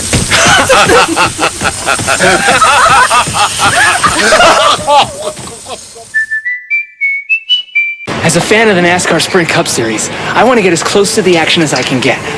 One way to do that is to use the NASCAR Sprint Cup mobile app for my HTC Evo 4G. Another way is to hide in the back of Carl Edwards' car.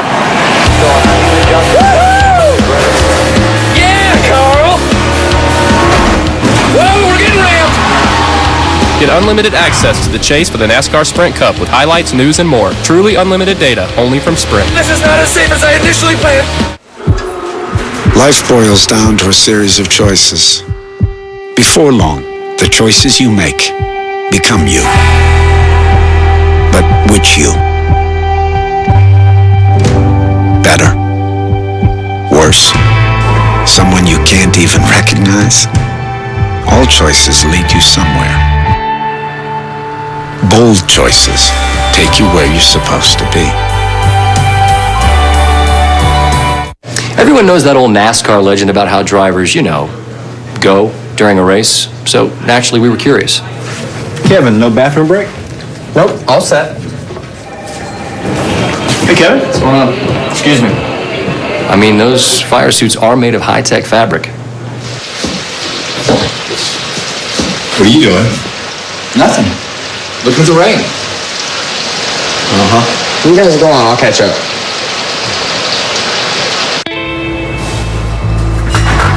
So you think you can hang with us?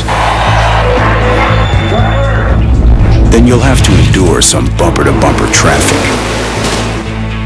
Deal with some tough customers getting up in your grill. And get into a few scrapes.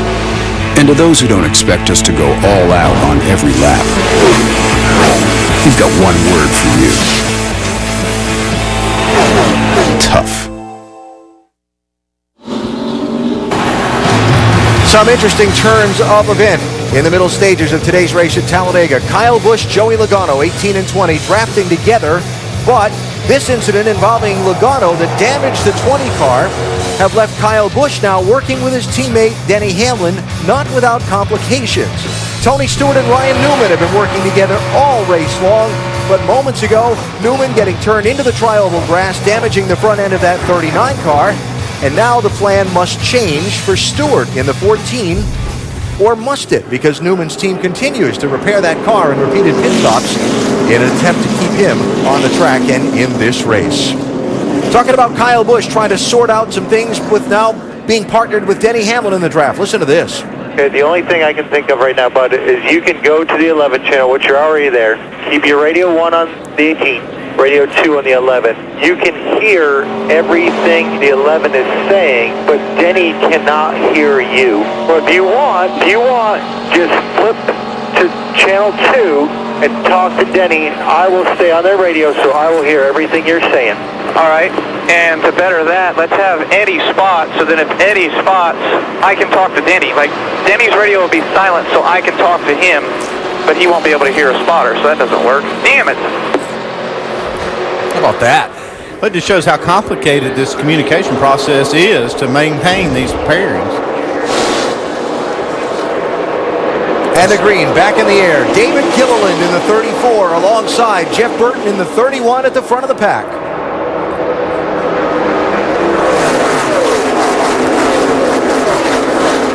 Quick updates, Joey Logano in the 20, the free pass at the caution, Logano being shown 2 laps down in 39th, Ryan Newman being shown 1 lap down in 38th place. 37 cars on the lead lap.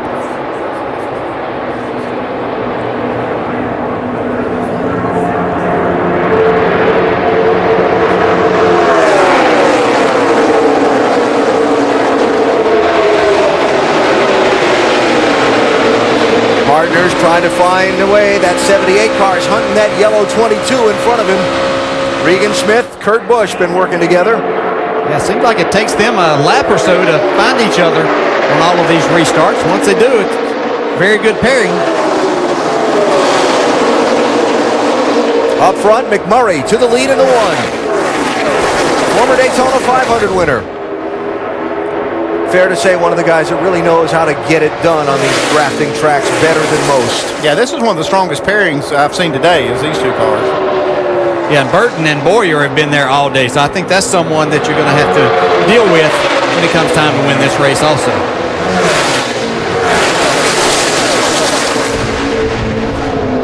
But you know, you really don't know who's got what until it comes time to show your cars. And hope it's not that wild card. Yeah, hope it's not the wild card. Yeah.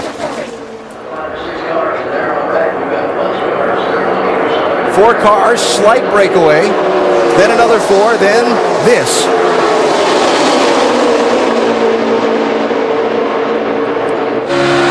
So wondering how Tony Stewart was going to go about the rest of the race after Ryan Newman was damaged. Dave?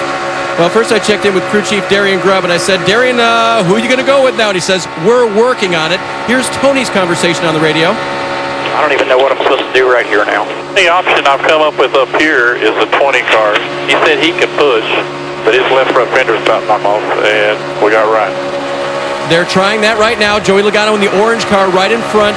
Isn't that interesting? Tony used to drive that number 20 office Home Depot for so long, and now maybe they'll be able to team up and help Tony Stewart in this race. I'm amazed how fast this 20 car is with the left front fender gone. I mean, he's driving up through there.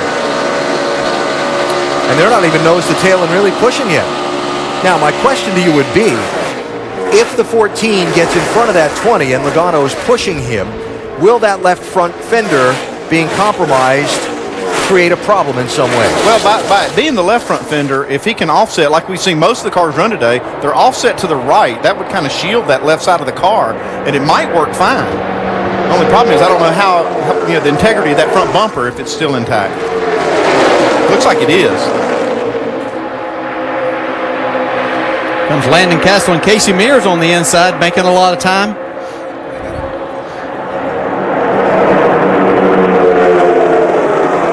Brad Kozlowski in that blue 2 has been working with Dave Blaney in the 36 all race long, but he and Blaney separated by a bit right now. You see there's 4 cars in between them there.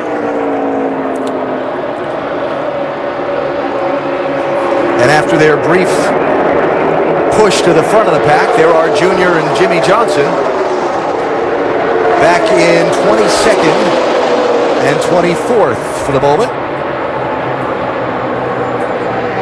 Let's take an inside look at what's happening in the NASCAR Sprint Cup Series, brought to you by Sprint. Jeff Gordon is the lowest starter to win a Talladega race. Started 36th in April of 2000, while Jamie McMurray has picked up 38 positions today. He started 39th, and he's leading now.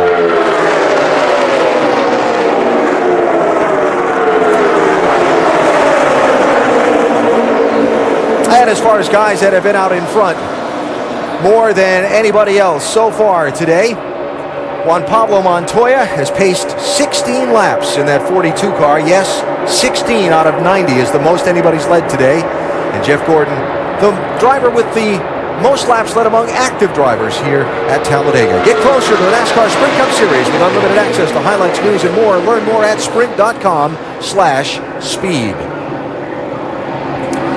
Kurt Busch, 22. Regan Smith, 78. Joining the hunt for the lead. Have not had them at the front of the pack. I think most of the time we've talked about them today has been being separated on restarts and trying to find each other. And Kyle Busch in the 18 with his new drafting partner, Denny Hamlin. We heard that radio, and it sounded like that they weren't prepared at all for the two of them to be talking and communicating today. Rather odd that their teammates wouldn't be set up for all of that to possibly happen if they needed it to. Especially with an odd number of cars in the stable, you'd have to think that would be a possibility, and they'd be a little better prepared for it. And it's working, regardless, it's still working, the pairing is. Sorry, Andy, but again, like we talked earlier, you have to be prepared for anything, too. You may plan on working with this guy all day, but if something happens, like we've seen, or you get to the last laps and just things start getting crazy, you may need to work with somebody you weren't planning on, but you might need to.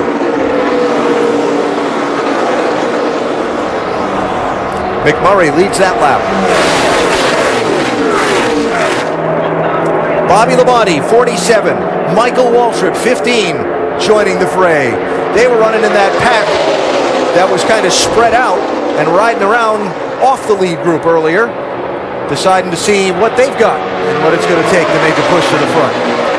Michael with one of his few starts, but loves to race here and feels like he'll be a really good partner for somebody in this tandem racing that we see now, and pushing Mr. Labonte towards the front. And on the outside, Matt Kenseth, 17, David Reagan, 6. Remember, they were running the other way around with Reagan in front for a bit. Kevin Harvick to the point in the 29. Paul Menard pushing him.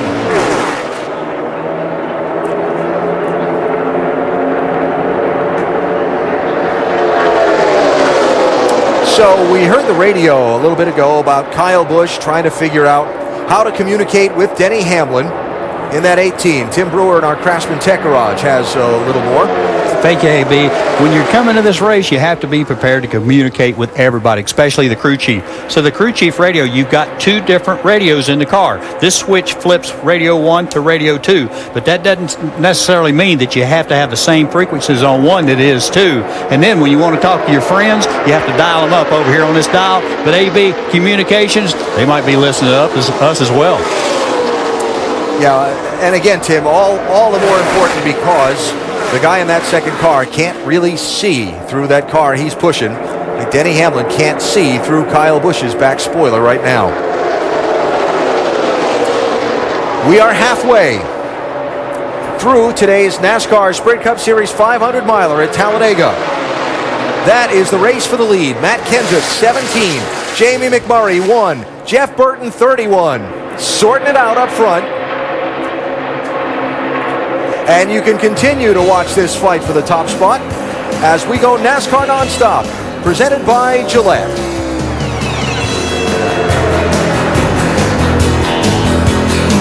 Walking my way, it's just how I want to do it. Changing up my mind, it's just how we're gonna do it. Turn your world upside down with Gillette Fusion Pro Glide, because you can shave against the grain with comfort. Fusion Pro Glide's microcomb guides hair for its thinner blades to cut close effortlessly. Get against the grain closeness comfortably with Gillette Fusion Pro Glide. Wow, what's that? Oh, it's the new AT&T smartphone. Nice, I wish I could afford one. Yeah, I got a good deal. So. Look at that screen. Fast too, right? Oh, yeah. Last week, FITD. It streams movies. Real web browsing. Turn left now. Look at this camera. Hold on. Let's get a photo. I'm listening to downloaded music. Oh, I can afford that. See ya. The AT&T Impulse 4G. For $29.99, there's no excuse not to get your own. AT&T.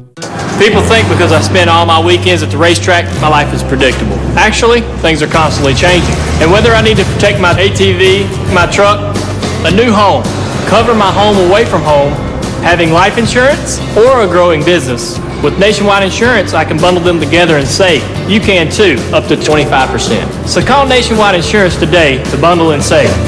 Nationwide is on your side. Call 866-500-5555. Because of these changes, the battle for the 2011 NASCAR Nationwide Series trophy is going to be one for the history books.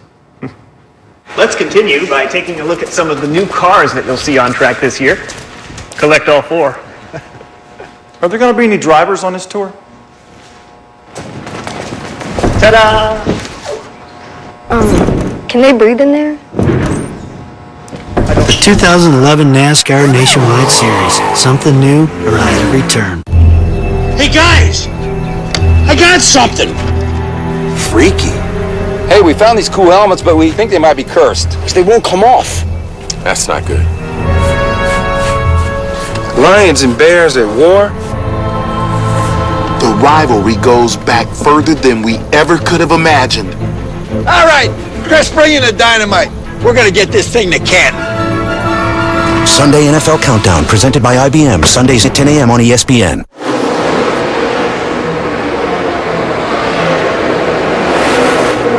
Back at Talladega, you didn't miss a beat with NASCAR Nonstop, and perhaps you noticed a couple of different lead changes during that commercial break. Right now, Kevin Harvick is out front with 90 laps to go here at Talladega.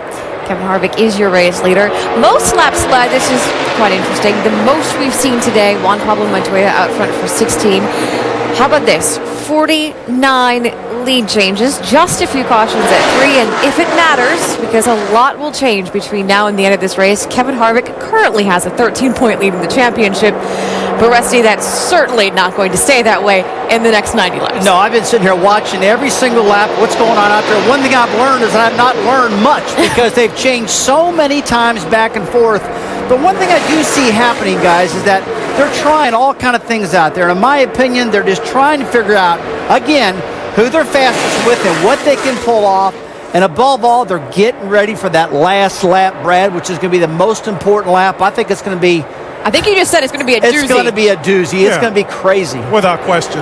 These guys all have shown a lot of patience throughout the day, minding their P's and Q's, just making laps, putting themselves in position to figure out where their car is best on the racetrack, just kind of dancing around a little bit. You're absolutely right. Last third of the race, these guys are going to go racing home.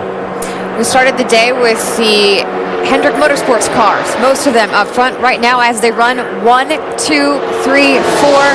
Richard Childress racing with Tony Stewart trying to push his way up to break up that party, Alan. Give Jeff Burton a nice save in that 31 car coming through the tri-oval. He had his hands full as Tony Stewart splits the middle, being pushed by the damaged car of Joey Logano to the lead. Joey Logano 2 laps down with the car destroyed on the left front. Look at that fender. It's pushing him to the lead. What fender? Yeah, it's gone. Good, everyone on hook here, right, or we keep going? Whatever you want to do, bud. You do whatever you're comfortable with. I'll follow you. Obviously that a couple of laps ago before Logano and Stewart made the swap, and now Joey has pushed Tony to the top spot.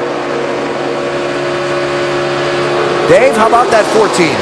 Yeah, and that was interesting how that all came down. You had the young Logano, 21 years old, with 5 starts here, talking to the 40-year-old with 15 starts here. And oh, by the way, the 40-year-old Stewart, he's got a full race car. So Joey deferring, asking Tony where he wanted to go. Tony telling him, you take us there. They did make the swap, as you noticed, Alan, and it appears they are quick both ways. By the way, Tony does like to be out front there where he can dictate where the tandem goes. Thanks, Dave. Stewart going to give up the lead here. It looks like Jeff Burton pushed by Clint Boyer. Yeah, look, here comes Robbie Gordon and Trevor Bayne wanting to join this party again. Going to make it 3 wide. They're going to spoil the party. That's Gordon in the pink car.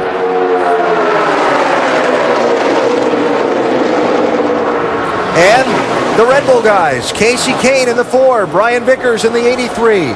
Remember a little while ago, they had just pitted under green, then the caution came out. Kane had to take the free pass, Vickers had to take the wave around. They've come all the way back to the front. Not that I'm surprised at that. It's Talladega.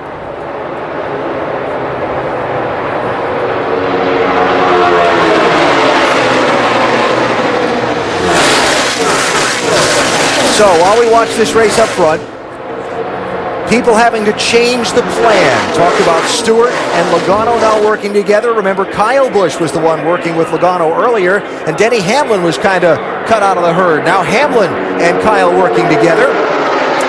And the president of Joe Gibbs Racing kind of watching this all unfold, Doc.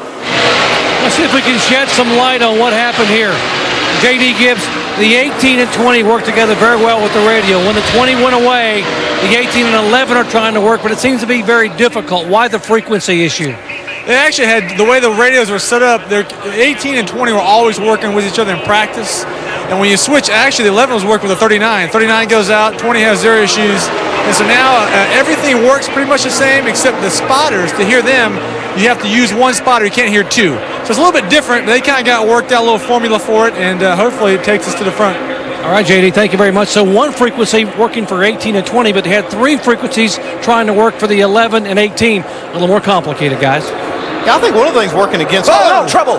Allmendinger turned around. Kyle Busch makes contact. More cars involved.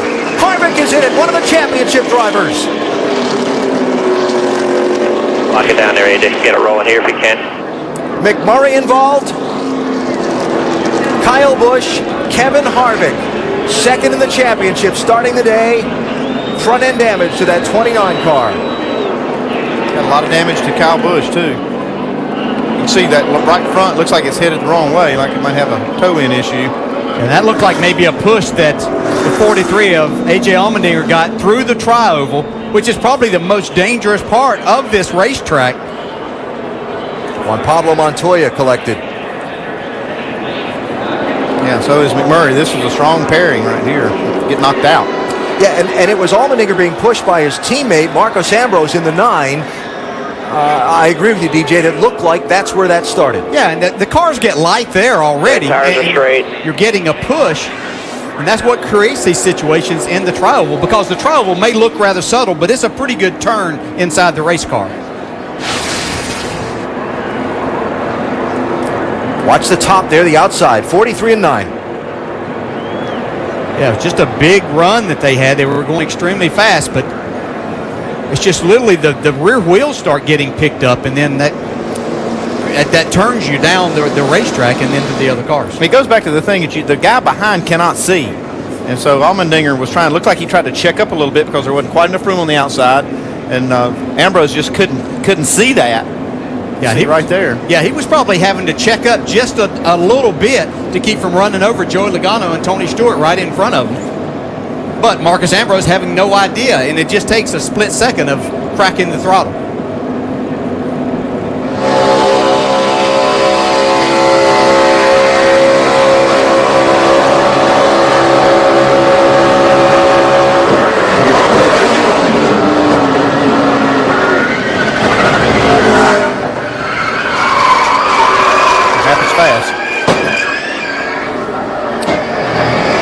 So Kyle Busch, fourth in the championship. Kevin Harvick, second in the championship, starting the day. And watch Matt Kenseth in that 17 slide through. Just barely. And the good thing there was David Reagan gave Matt Kenseth room to do what he needed. He saw it, even though he was the car behind, he was able to get back, give Matt room, and not run over and push Matt into the rest of the pile. Yeah, that's great reactions for Reagan. You see him just pull right back off the back bumper. And how close Kenseth came to scraping the wall with the right side of that car. From Kevin Harvick. Yeah, Kevin just a victim of this. He was just sitting down there minding his own business. Spin. We're in it. It's all beat up. No way for him to avoid that.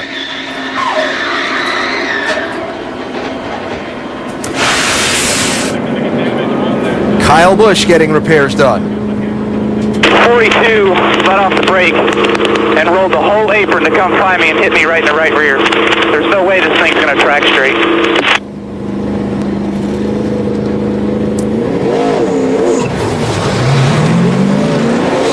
So the first wave of repairs while the leaders come to pit road. Jamie? And Jeff Burton shown as the leader right now. He said, when we pit, we're going to take fuel. See him jack him up on the right side. They're going to put right side tires here. You see him setting up on the left side. 4 tires for Jeff Burton. Vince? Brian Vickers' 28th birthday tomorrow, having a run worth celebrating today. 4 tires, no changes, just Sunoco fuel for the 83. Doc? Casey Kane, 4 tires, trying to get his first restrictor plate win ever. 3 pit stops, previous stop to fix a right rear fender. He's away. Dave. Brad Keselowski is in for a 4-tire stop. Got too close to the wall last time, so he couldn't make the turn out. That's why he took so long. He's a little better position this time. Now pack it full of Sunoco fuel. After that 4-tire change.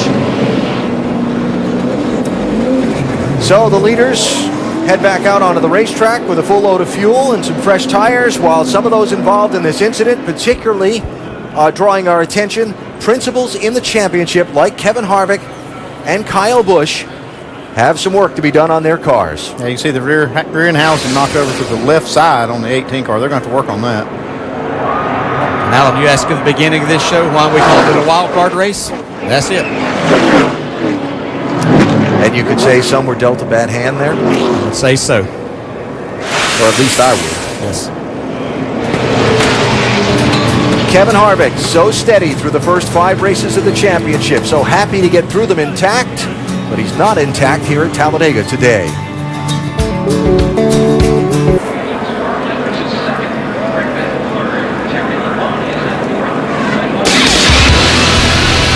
NASCAR Sprint Cup Series at Talladega is brought to you by Sprint, proud sponsor of the Chase for the NASCAR Sprint Cup, and Uloric. For more information, visit uloric.com. Well, an interesting twist in the 6th race in the Chase for the NASCAR Sprint Cup. Today's wild card race at Talladega Superspeedway. Kyle Busch now back in the garage area. His last to 2nd place run at Charlotte. Today contending up front when caught up in an accident just shy of the 300-mile mark. Kevin Harvick also continuing to get repairs on his car. And more pit stops. And this is not the first pit stops for these guys under this caution, Dave. Well, I don't know. I thought it was for the 99 and the 16. They've been staying out, Alan, and waiting until A, pit road is a little bit clearer, although it's pretty congested now, and B, till some of the debris is cleaned up from the accident so they don't run through it with their new tires. So Carl will go out slowly, wait for his drafting partner, Greg Biffle, and they'll continue the trek that they've been on, which has been to hang out in the middle and near the back, not lose the front part of the pack, and just keep practicing what they need to do at the end of this race, which is be able to charge to the front together. Yeah, that's smart. You know, they're just running at the back anyway. No reason to come in and get new tires, like you said, and put those tires in jeopardy by running over some debris that may still be out there before the cleanup crews can get it all up. Had an initial wave of pit stops. Then on the next lap of caution, Jimmy Johnson and Dale Jr. and I had Jeff Gordon coming in again, and then a 3rd wave of pit stops here. So you'll pardon my confusion. No, you were saying it. It is confusing, though.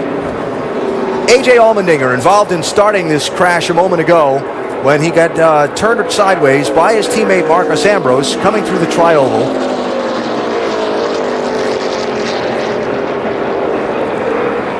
And Tim Brewer in our Craftsman Tech Garage. Tim? AB, this is one of those situations when NASCAR noticed the cars were actually getting turned sideways. This is a critical point in y'all right here. But as you see, when the car comes around, it starts to lift. Now, when the rear tires come off the ground, NASCAR's innovation was the roof flaps. What happens? The airspeed comes up through here, literally opens, deploys the roof flaps. What happens then? It puts the car back down on the ground so the driver can drive it. But these little flaps right along this area right here, they're designed for another method. They come up from here, turning the air straight up, pushing the car back down on the ground. All this together works in bad situations. AB. All right, Tim, thanks. So Allmendinger continues in the race. Kevin Harvick as well. And we go back racing.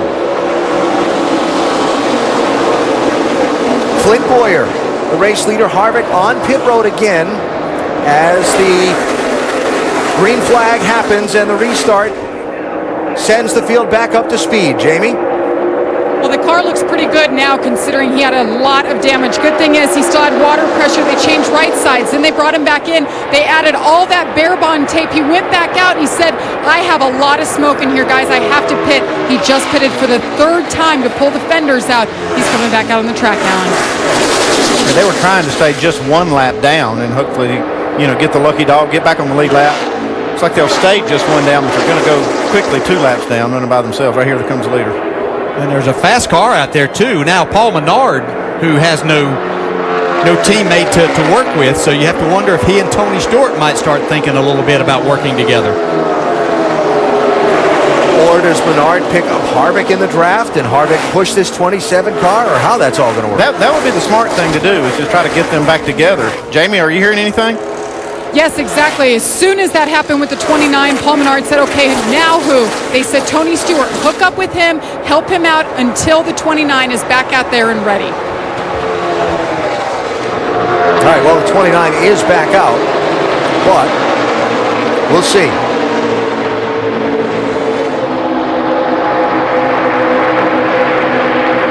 And Menard hanging back for now without a drafting partner at the moment, as Tony Stewart continues to work with Joey Logano. This pairing worked pretty well the last run. I'd be surprised if they break this up. And by the way, back there with them, Carl Edwards, still championship leader coming in. And I'm curious if this will change anything for the 99 team, because they've been running around in the back all day hoping to avoid trouble. Can you get? Well, they did that. They avoided trouble. Well, I was just saying, can you get even more conservative? I mean, I don't know.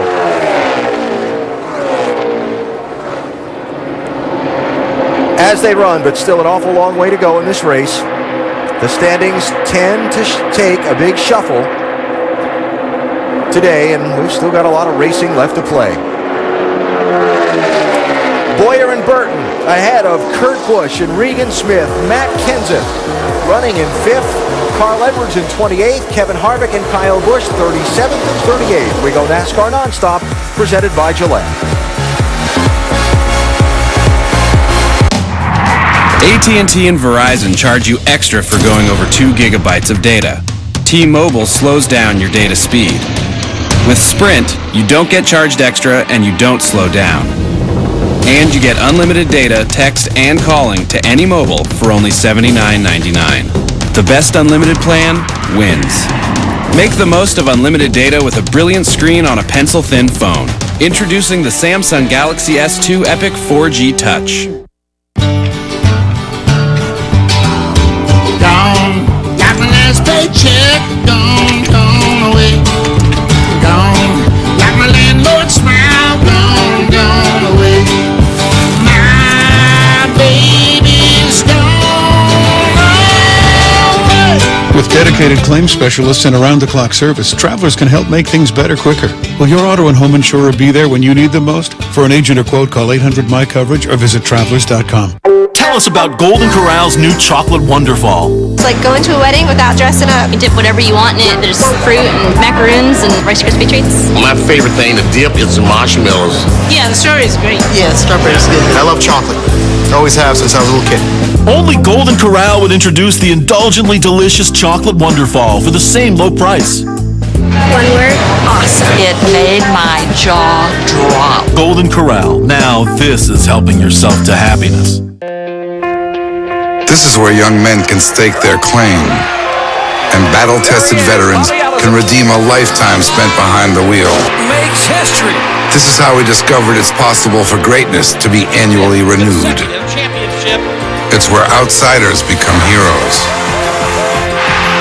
and heroes become legends. This is an opportunity to not only seize history, but become a part of it. Well, that's going to do it for the 9 o'clock hour right here on ESPNU. Switch over to ESPN as College Game Day continues. Well, let's go, guys. 10 o'clock. Come on. Hurry up. Get on up there. Aaron, you forgot your purse. That's not a purse. That's a satchel. Yeah, he's big in Europe right now, but you wouldn't know about that. No, I would not. ESPN College Game Day, built by the Home Depot. Saturdays at 9 a.m. on ESPNU. Continues at 10 a.m. on ESPN.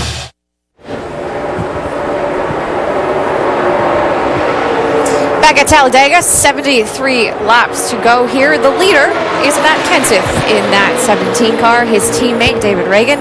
Aerial coverage brought to you today by Goodyear. You can see the movement between teammates. Casey Kane and Brian Vickers trying to make a move on the teammates. of the 17 and the 6. The big question is, though, as these leaders approach Kevin Harvick, a driver who is very much in this championship hunt, do we see one of his teammates, currently Boyer and Burton, running 7th and 8th? Do we see one of them sliding off and picking up Harvick? Well, I think probably what's going to happen, you're going to see Paul Menard stay with Kevin Harvick and try to push him along right now. And there's one thing I'm not going to count Kevin Harvick out. He's 2 laps down right now. Well, we've seen him come from behind. We've called him the closer many times because just about the time you think he's in big trouble, the guy gets himself out of trouble. And you see right there, he's got Paul Menard behind him right now, and they got the speed back. They just got to hope for more cautions to get him back in the lead lap. Yeah, and hope that nothing mechanically goes wrong with the car from the accident that he had. But I think the thing that I was looking at earlier, when he took off and Burton and Boyer were gaining on him, they were out front. And someone was going to have to make a decision who was going to go with Kevin Harvick to help their teammate not go another lap down. But that's all subsided. Paul Menard's hooked up with him, and he's boogieing. As we've been saying all along, the points, a lot can change. But as they run right now, points implications, Kevin Harvick has fallen down to 5th. He's trailing the 17 car by 36 points. Hey, tomorrow night, Ray Lewis and Ed Reed and a stifling Ravens defense look to put the clamps on Maurice Jones-Drew as the Ravens head to Jacksonville. The Ravens and the Jaguars on ESPN's Monday Night Football, 8:30 Eastern, and also available live on Watch ESPN. Coverage begins at 7 Eastern with Monday Night Countdown, Allen, served by Applebee's. All right, Nicole, thanks. So as we look at this race, the big turning point so far, the damage to Kevin Harvick and Kyle Busch, where the championship is concerned.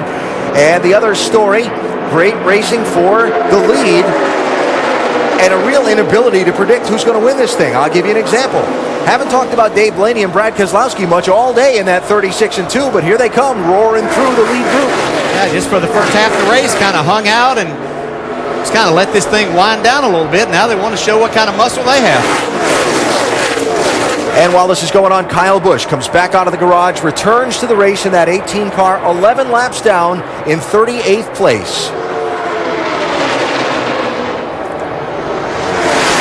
Yeah, we've talked about this being kind of like a prom and a dance, and I just happened to see Denny Hamlin there. Does he have to feel like he has 2 left feet and can't dance?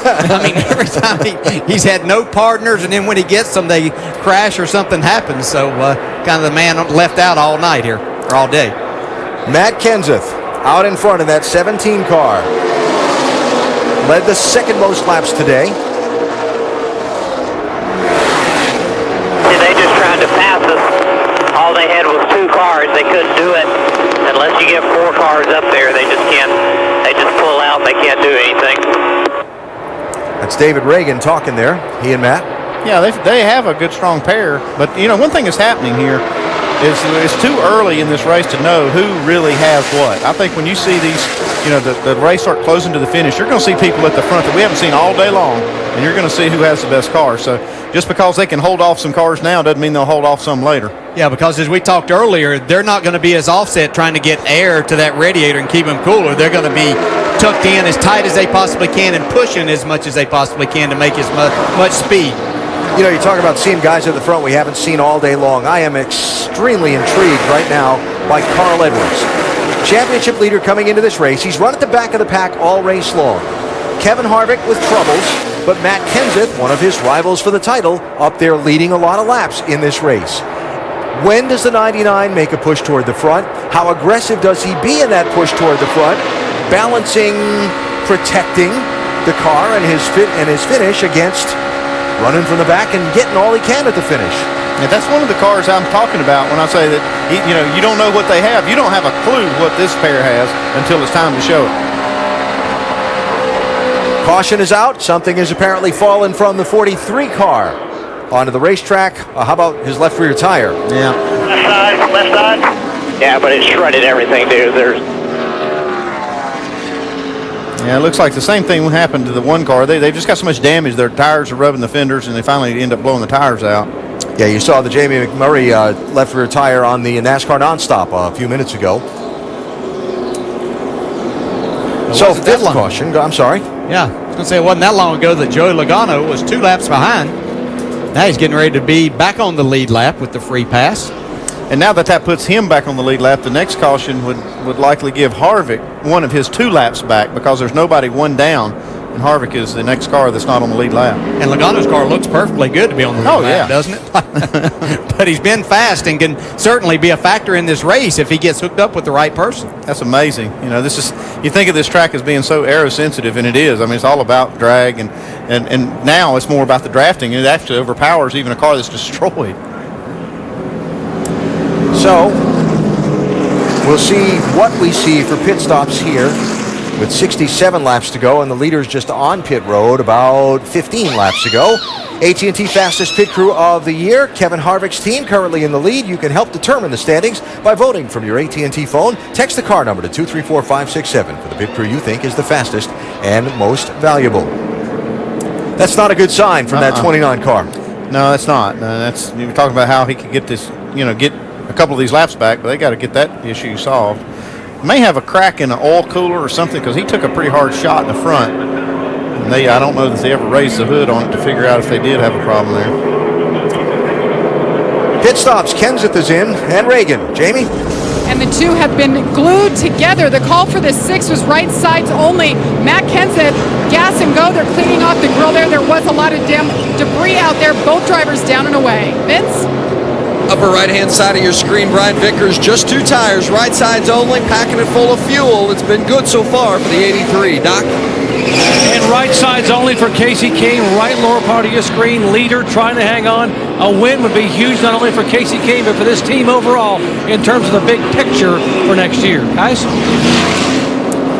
Race off the pit lane. Clint Boyer going to be first out.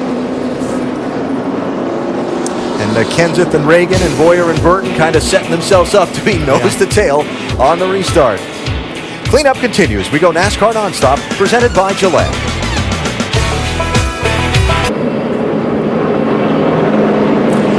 Still working the caution here at Talladega. We will wrap up tonight's race on NASCAR Now at 11 Eastern Time on ESPN2 and have a full discussion of where the champion on the Monday Roundtable with DJ Andy and Ricky Craven, 2:30 Eastern, ESPN2 on Monday.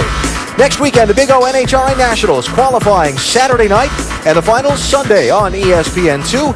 And the chase continues at Martinsville next Sunday, 1 Eastern Time on ESPN. The paperclip and a little hard-nosed short track racing. We were talking a few minutes ago about Carl Edwards and wondering if the plan would change any. Well, he and Greg Biffle are talking about it. So just looking up for you.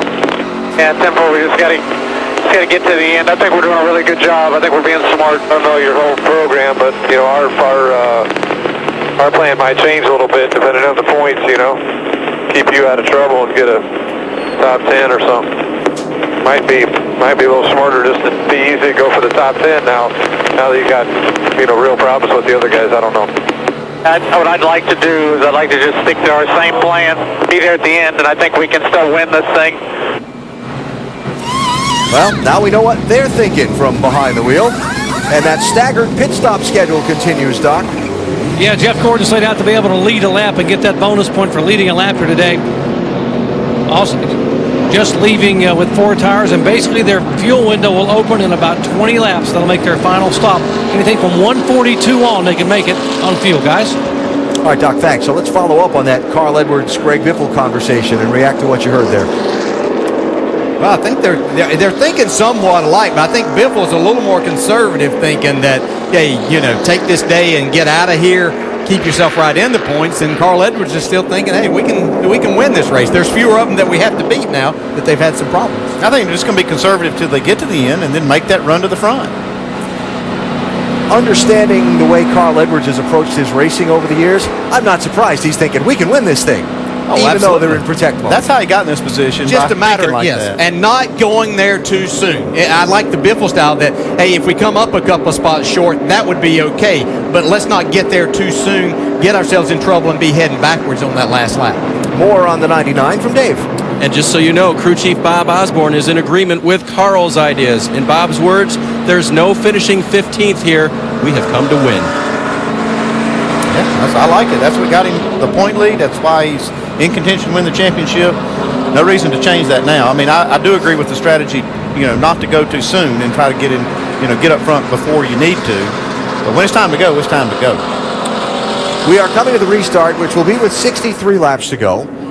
Extensive work, as you saw in NASCAR Nonstop, done on Kevin Harvick's car under this caution. That's Harvick lagging back there on the apron. Hearing from pit road that 29 may be coming for a spell behind the wall if they can't get this smoke to stop to NASCAR's acceptance. 63 to go.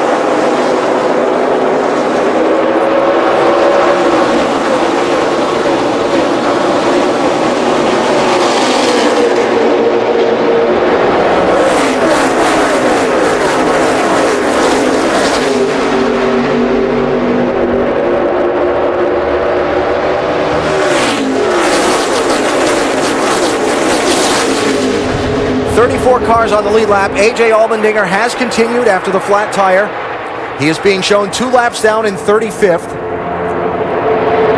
And up front, Clint Boyer and Jeff Burton get the fast break and get away from Kenseth and David Reagan. And look at Robbie Gordon paired up with Trevor Bayne in the 7 and 21. They're not going away. They've been at the front of this field a lot today. And still sorting it out from the restart in this group. You saw on that restart that 29 car of Harvick's still smoking a lot. I don't know if it's subsided after they run a little bit. No, not really.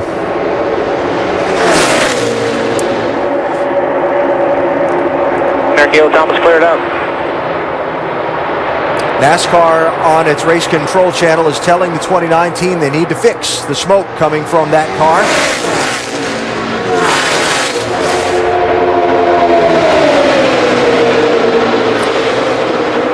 And we will see if they take that 29 car to pit road or to the garage to make further repairs on it. Doesn't appear they're heading to the pit lane. All right, we're going to have to come. We're going to have to come. They're not going for it. That black flag with the white cross means that lap was not being scored for Kevin Harvick in the 29 car. NASCAR wants him to go fix it.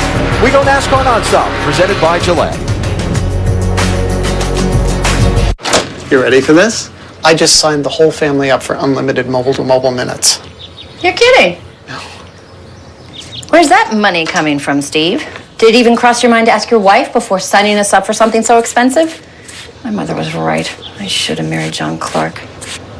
They were free. I got them when I signed us up for unlimited messaging.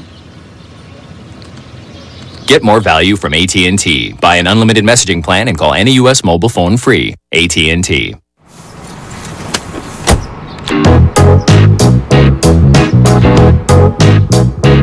More and more folks are trying out Snapshot from Progressive. A totally different way to save on car insurance. The better you drive, the more you can save. No wonder Snapshot's catching on. Plug into the savings you deserve with Snapshot from Progressive.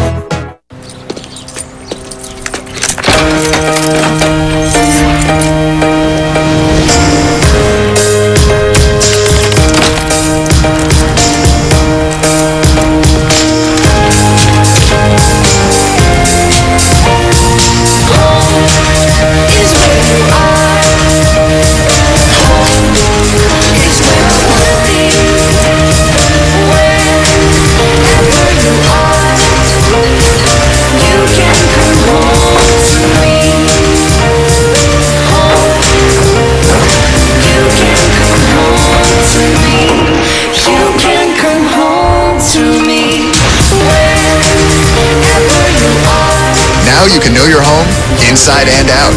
Introducing My Lowe's, a revolutionary new way to keep track of, organize, and manage your entire home. Go to Lowe's.com to register and learn more. Lowe's, never stop improving.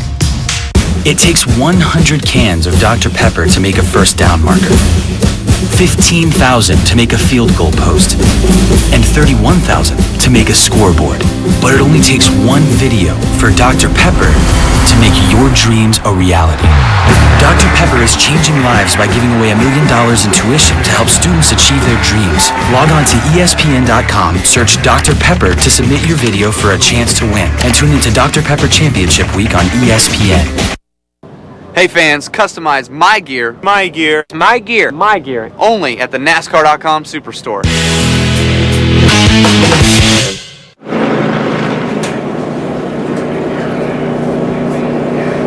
As you saw in our NASCAR nonstop coverage, Casey Kane spinning through the tri-oval in a two-car draft there with his teammate Brian Vickers in the 83. They were running in third position. I say they. Kane was running in third position and somehow didn't hit anything.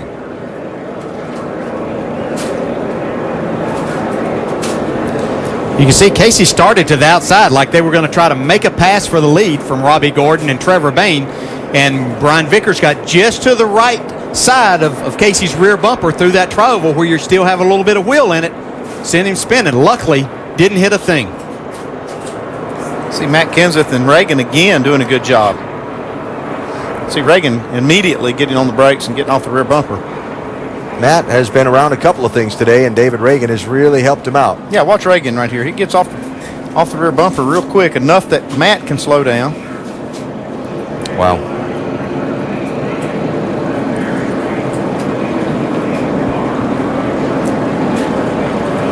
So, sixth caution, Casey Kane driving back around to the pit lane slowly so as to not have those fenders, the tires that are flat, break apart, tear apart the fenders on that 4. And we work the caution once again at Talladega with 58 laps to go. Mission accomplished for the 4 car. They got off pit road without losing a lap. Some front runners are going to pit. Some are going to stay on the track. Jamie? Matt Kenseth and his teammate David Reagan in. They're saying 4 tires this time, a tear off, and they said they're good to go on tires now. They won't take them next stop, Vince. The 83 of Brian Vickers came in only because the 4 of Casey Kane, his drafting partner, had to come get 4 tires. So it's 4 for the 83, Doc. And Kurt Busch came in and just topped off with fuel, no tire change, pulled off a tear off. No tires at all for Kurt Busch. You want to be able to have a little more fuel in this next window to make it a little further on a tank. Basically, they can go about 44 laps, guys. Doc, the pit exit thing is getting to be kind of funny while guys are jockeying around trying to get set up to be nose to tail with their drafting partner. Back for the restart. We go NASCAR Nonstop, presented by Chile.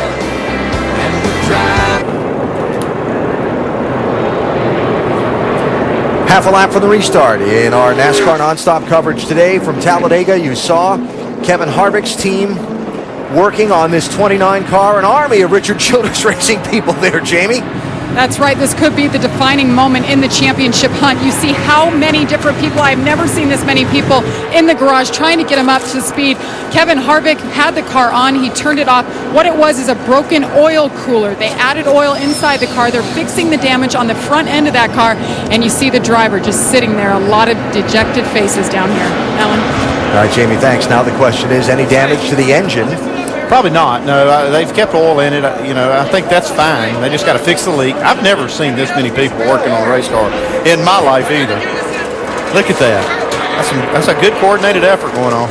Remember, Kevin Harvick started 5 points or 5 positions on the racetrack behind Carl Edwards for the championship today. Right now, with Edwards running around the back of the pack, the damage doesn't appear to be significant. But if Carl makes any kind of a charge in the last laps of this race, that gap could get to be significant, leaving Talladega today. Robbie Gordon, Trevor Bayne sharing the front row for this restart. Remember, they've been drafting teammates, as have been the guys in the second row, Clint Boyer and Jeff Burton. Watch the guys on that outside left of the screen. 56 and 00. Michael Waltrip Racing teammates, Martin Truex Jr. and David Ludeman. Yeah, the 13 and 51 are lined up together, too. They could make a run for the lead here.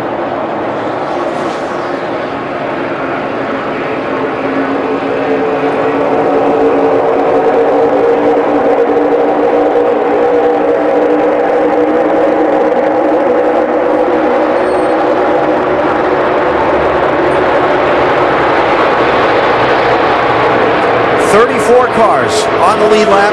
Casey Kane did stay on the lead lap after that spin a minute ago.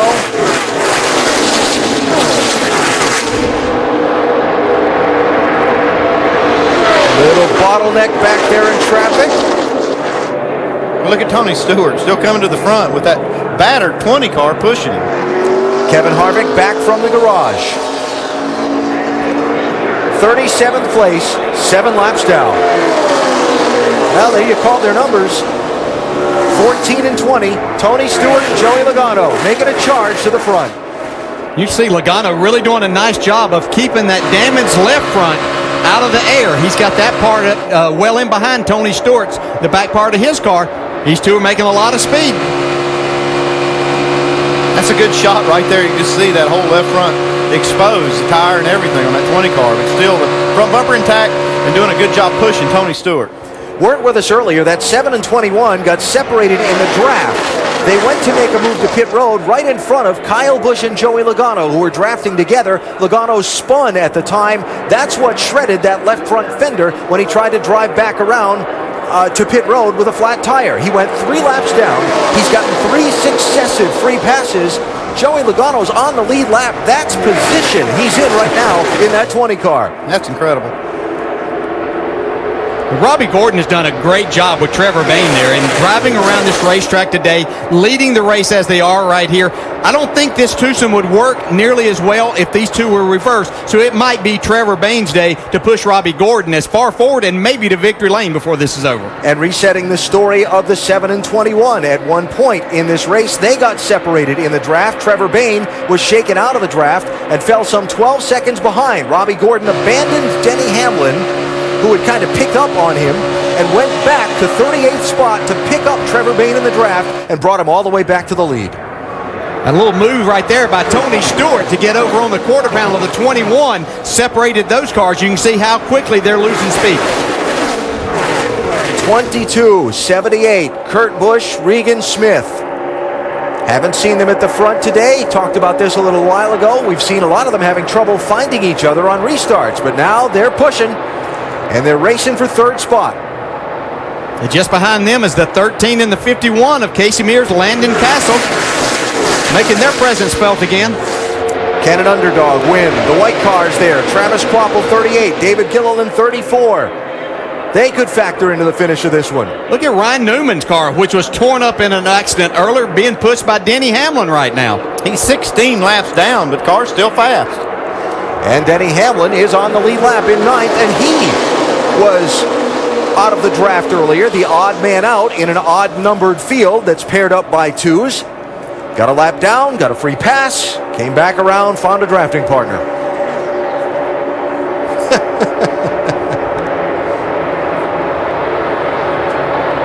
And we've still got a lot of racing left to go here at Talladega. Just past 350 miles. Tony Stewart's the leader. We go NASCAR nonstop, presented by Gillette. I love this card. With the Bank AmeriCard Cash Rewards credit card, we earn more cash back for the things we buy most. That's 1% cash back everywhere, every time. 2% on groceries. 3% on gas, automatically. No hoops to jump through. That's 1% cash back on Oscar. Tony. Oscar. 2% back on whatever she'll eat. 3% back on filling up this baby. Now get 1, 2, 3% cash back. It's that simple. Apply online or at a Bank of America near you. We're talking 3% back on gas. AT&T and Verizon charge you extra for going over 2 gigabytes of data. T-Mobile slows down your data speed. With Sprint, you don't get charged extra and you don't slow down. And you get unlimited data, text, and calling to any mobile for only $79.99. The best unlimited plan wins. Make the most of unlimited data with a brilliant screen on a pencil-thin phone. Introducing the Samsung Galaxy S2 Epic 4G Touch. I'm not a ship captain who battles monsters and has treasure pouring from his pants. Don't tell my nose that.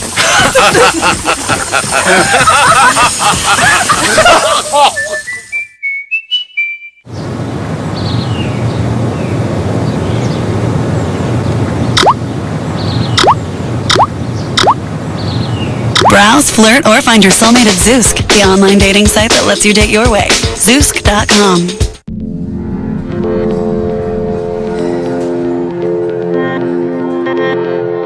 Respect doesn't just come from a name. Respect doesn't just come from a number. Respect isn't about where you come from, where you've been, Whether you're old school or whether you're new school. Because when you're racing for fans as hardcore as ours, you don't ask for respect. You take it. Well, that's going to do it for the 9 o'clock hour right here on ESPNU. Switch over to ESPN as College Game Day continues. Well, let's go, guys. 10 o'clock. Come on. Hurry up. Get on up there.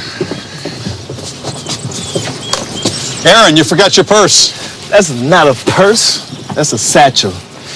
Yeah, he's a big in Europe right now, but you wouldn't know about that. No, I would not. ESPN College Game Day, built by the Home Depot. Saturdays at 9 a.m. on ESPNU. Continues at 10 a.m. on ESPN.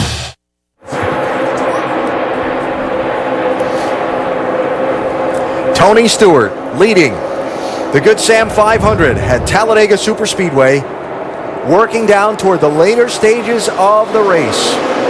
Robbie Gordon, would you say that Trevor Bayne has beaten the back bumper off that 7 car in this push draft today? He about used it up. Well, I'm going to tell you why. I'm going to go ahead and say this. This was one of my ideas to separate these cars some, was to take the back bumpers off of them, and then maybe they wouldn't push as hard or have the opportunity. We're going to see here what they would do with that.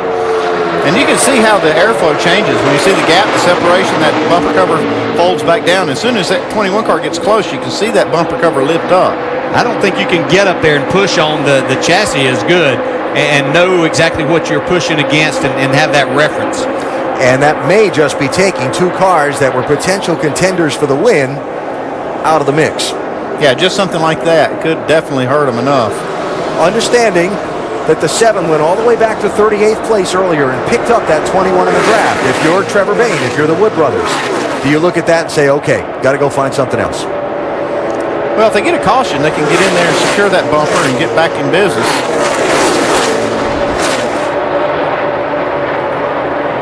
It's a tough call, huh? Dave, what are they saying about that 7? Or what they think they might do, they're telling Robbie they're just going to cut the whole thing off when they come down the next time on pit road.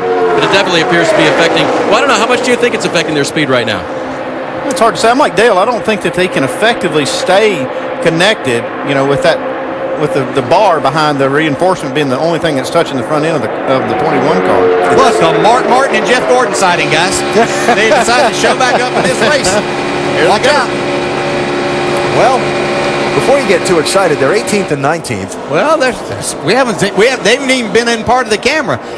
What may happen with Robbie Gordon's too is that piece may decide to become unattached there and end up on the racetrack for another caution here before long. And I think we're seeing that 21 and 7 separate enough in the corners that either Trevor's backing off to try and preserve that 7 car, or they're just not able to stay together with it in that aerodynamic condition. I think that's the biggest thing, is Trevor just has no idea what he's up there pushing against now and what he can do and just how much he can force it, Doc. Yeah, I'm up here talking to Donnie Wingo and some of the Wood brothers, and they were talking about what our options are. They said, really, there's no one else to get up with right now. The 7 is our only option. So what we might have to do is go around in front of the 7 and have the 7 push the 21. We weren't nearly as fast. That might be the only thing we have left here right now. They're just going to try to hang on and maybe let Trevor get in front of Robbie Gordon here very soon. Yeah, that's exactly right, Doug. That's what Andy and I were up here. I think that's their only option right now, to keep this pair together and just see what they can do with Robbie Gordon pushing Trevor Bayne in that 21. But it has been in this configuration all day, 7 being pushed by 21, so that'll be something new to find out for those drivers and teams. One thing to be happening too is that bumper cover is covering over the hood of that 21. It could be restricting the airflow even more and making it more of a problem to keep the 21 car cool. Up front, Tony Stewart, pushed by Joey Logano. Kurt Busch, 22, 78, Regan Smith. 31, Jeff Burton, 33, Clint Boyer. And by the way, coming back into the frame, Juan Pablo Montoya in the 42, pushed by Jamie McMurray in the 1. Montoya is lead lap. McMurray is 7 laps down. Championship standings at the moment. Stewart started the day 5th. 24 points off the lead. Remember, Carl Edwards is running in the back. Don't know that he's going to finish there. No, he's 33rd right now. I'd say for sure he's not going to finish there. They're just hanging out, waiting for the right time to make a charge. Yeah, but on that run up through traffic, never know. If he finishes back there, it'll be because they were trying to make their way to the front and something happened. But we have seen this twosome right here. Try this before, back when we had pack racing, and they tried to go to the front a little bit early, and they actually got themselves in trouble and created a big wreck. So hopefully they maybe learn from that, and they'll be a lot better off today as they start making their march forward. But they've got a long way to go before they want to start that. Memory serves, that was 2008, right? Carl bumped Greg going into turn 3, and it set off a chain reaction accident that claimed a bunch of cars. They talked about that this week between them as they chatted to make their plan for this race. They talked about the mistakes they've made here in the past and how they've learned from it, and shook hands on it and came to an understanding of what the plan was going to be for this race, and feeling like they know better what not to do because of that very experience together. So that's Edwards and Biffle, 33rd and 34th. Let's also have a peek in at Jimmy Johnson, the 5-time champion, who is running 24th with Dale Earnhardt Jr., still partnered up with him in 25th. There they are. Remember, a time or two today, they've made a run to see kind of what they've got. And all that going on behind leader Jeff Burton. Been a while since he's been to victory lane in the NASCAR Sprint Cup Series, but he's been up front a lot today. Burton and Boyer, 1 and 2. 41 laps to go at Talladega. We go NASCAR Nonstop, presented by Gillette. People think because I spend all my weekends at the racetrack, my life is predictable. Actually, things are constantly changing. And whether I need to protect my ATV, my truck, a new home, cover my home away from home, having life insurance, or a growing business, with Nationwide Insurance, I can bundle them together and save. You can too, up to 25%. So call Nationwide Insurance today to bundle and save. Nationwide is on your side. Call 866-500-5555.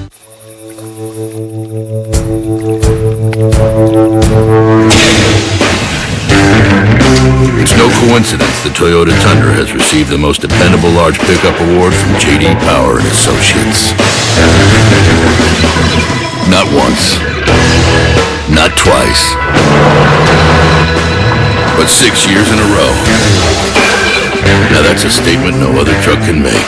The full-size Tundra from Toyota. The one restaurant with unlimited amazing food for one incredibly low price just might have gone deliciously off the chart. Only Golden Corral would introduce the lusciously amazing chocolate Wonderball. Dip fresh strawberries, marshmallows, homemade macaroons, and more in a non-stop flowing river of chocolate indulgence. That's right, a non-stop flowing river of chocolate indulgence. Golden Corral. Now this is helping yourself to happiness.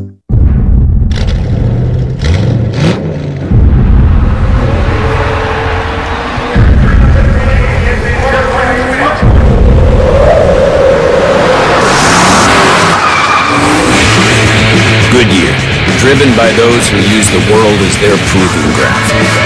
And everything we've learned making these tires inspires what we roll into yours. Goodyear, more driven. Catch the exclusive unveiling of the new BCS standings. Find out which teams have the early inside track to play for the national title. Who are going to be the teams that are going to be able to withstand that pressure? BCS Countdown, tonight at 8:15 on ESPN. Hey fans, customize my gear, only at the NASCAR.com Superstore.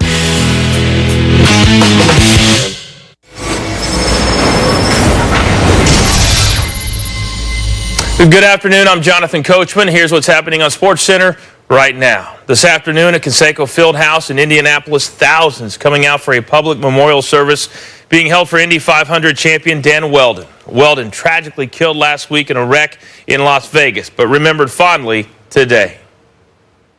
Just drinking the milk wasn't good enough for Dan. He loved so much what that milk represented, winning the greatest spectacle in racing. He loved it so much that he showered the milk on himself. We will have plenty more on this story coming up on SportsCenter. We'll see you after the race.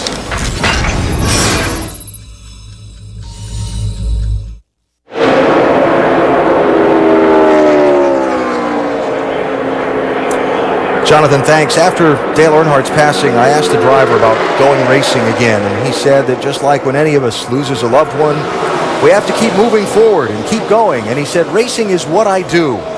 And so it is today that while paying tribute on their cars and their helmets to the fallen Indy 500 champ, NASCAR drivers race on at Talladega. And they race on into the final laps of today's race with Tony Stewart out in front.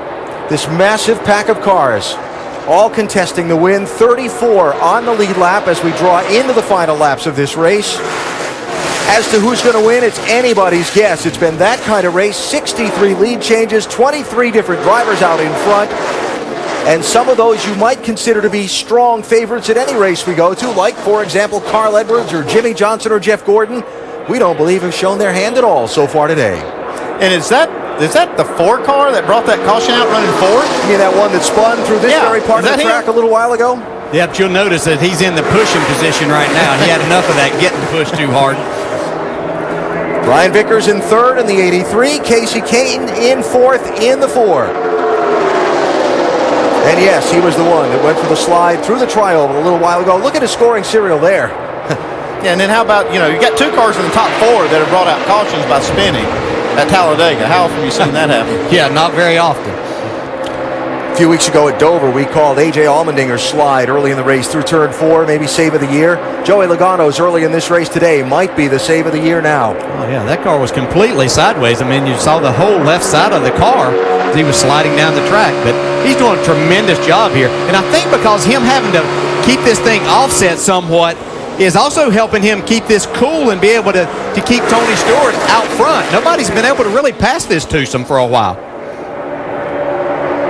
Tony Stewart is within 4 laps of taking over the top spot for most laps led today, which again contains an extra bonus point toward the championship. Weren't with us earlier. Tony was pushing his teammate Ryan Newman. Twice they tried to orchestrate it so that Stewart could lead a lap for a bonus point at the line. Twice it didn't work. Newman got there about 6 inches ahead of him. Third time was the charm. Stewart finally led, and now he's been out in front for the last few laps of this race. How about Travis Kvapil and David Gilliland working together here? Incredible. David Gilliland's got the best finishing average of any driver in these restrictor plate races this year, and that's a pretty incredible stat. Front Row Motorsports, one of the underdog teams of the NASCAR Sprint Cup Series.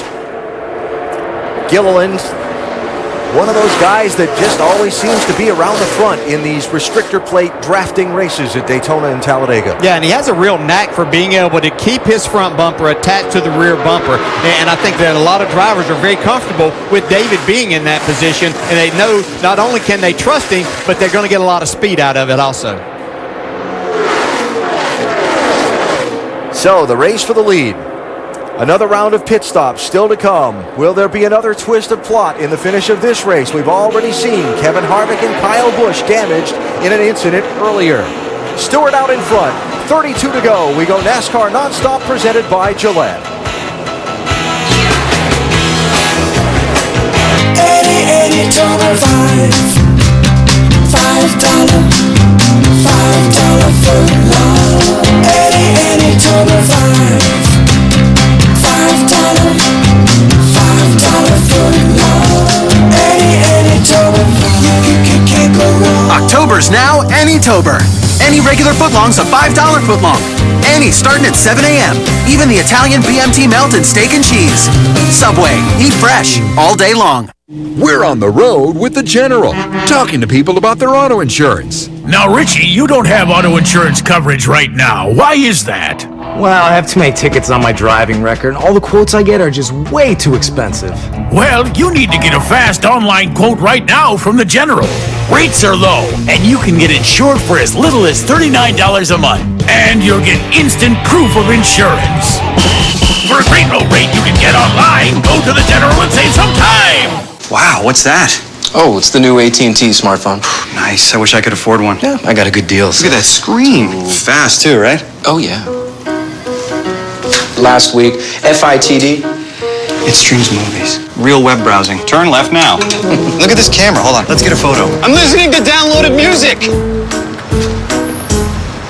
Oh, I can afford that. See ya. The AT&T Impulse 4G. For $29.99, there's no excuse not to get your own. AT&T. This year, winning means more, and Jimmy Johnson would do anything to win. He'd take 2 tires instead of 4 with laps to go. He'd wait till the final turn to make his move. He'd lock another driver in a porta potty and then go eat a steak sandwich. He'd even sleep in his car to be first at the track. If it would help him win, he'd do it. Because Jimmy Johnson would do anything to win.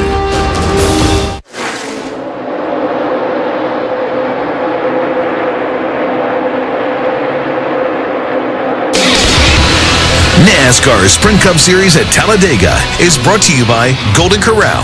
Help yourself to happiness. Silver Star Ultra headlights from Sylvania. And Gillette Fusion Pro Glide in the Irritation Defense Line. Help defend your skin.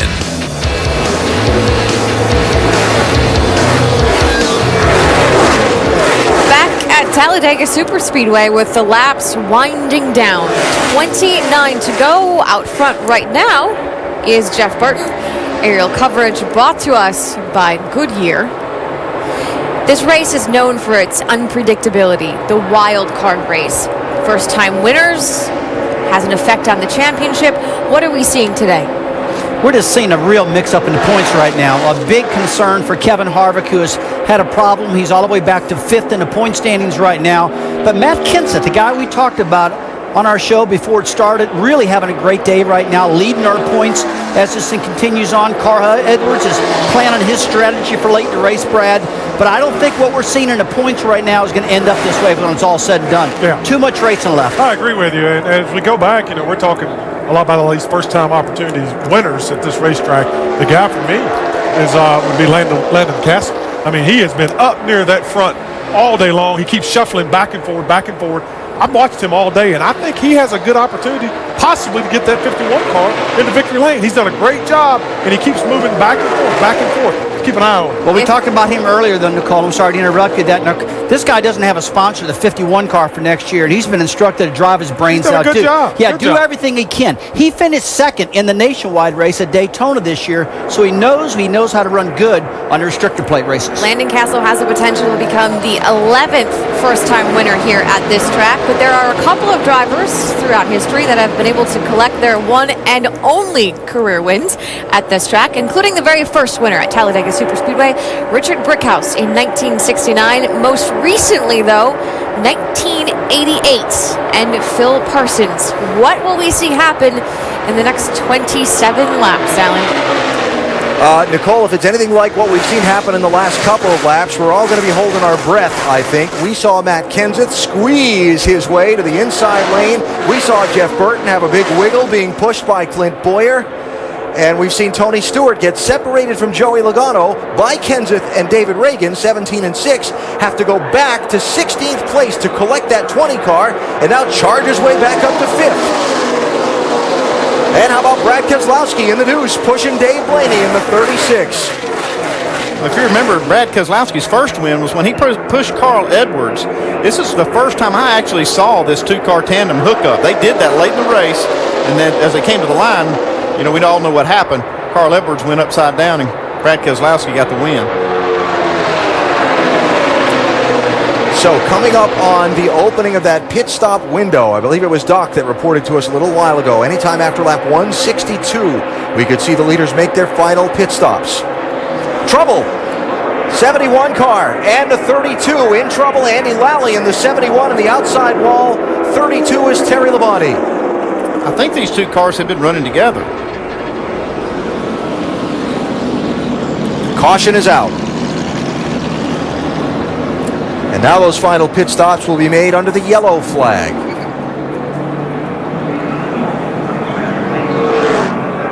They were running 31st and 32nd, Lally and Labonte, on the lead lap.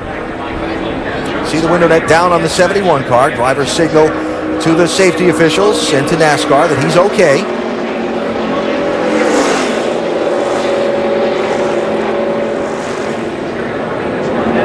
But Andy Lally, with a wrinkled up race car, sitting on the apron inside turns 3 and 4.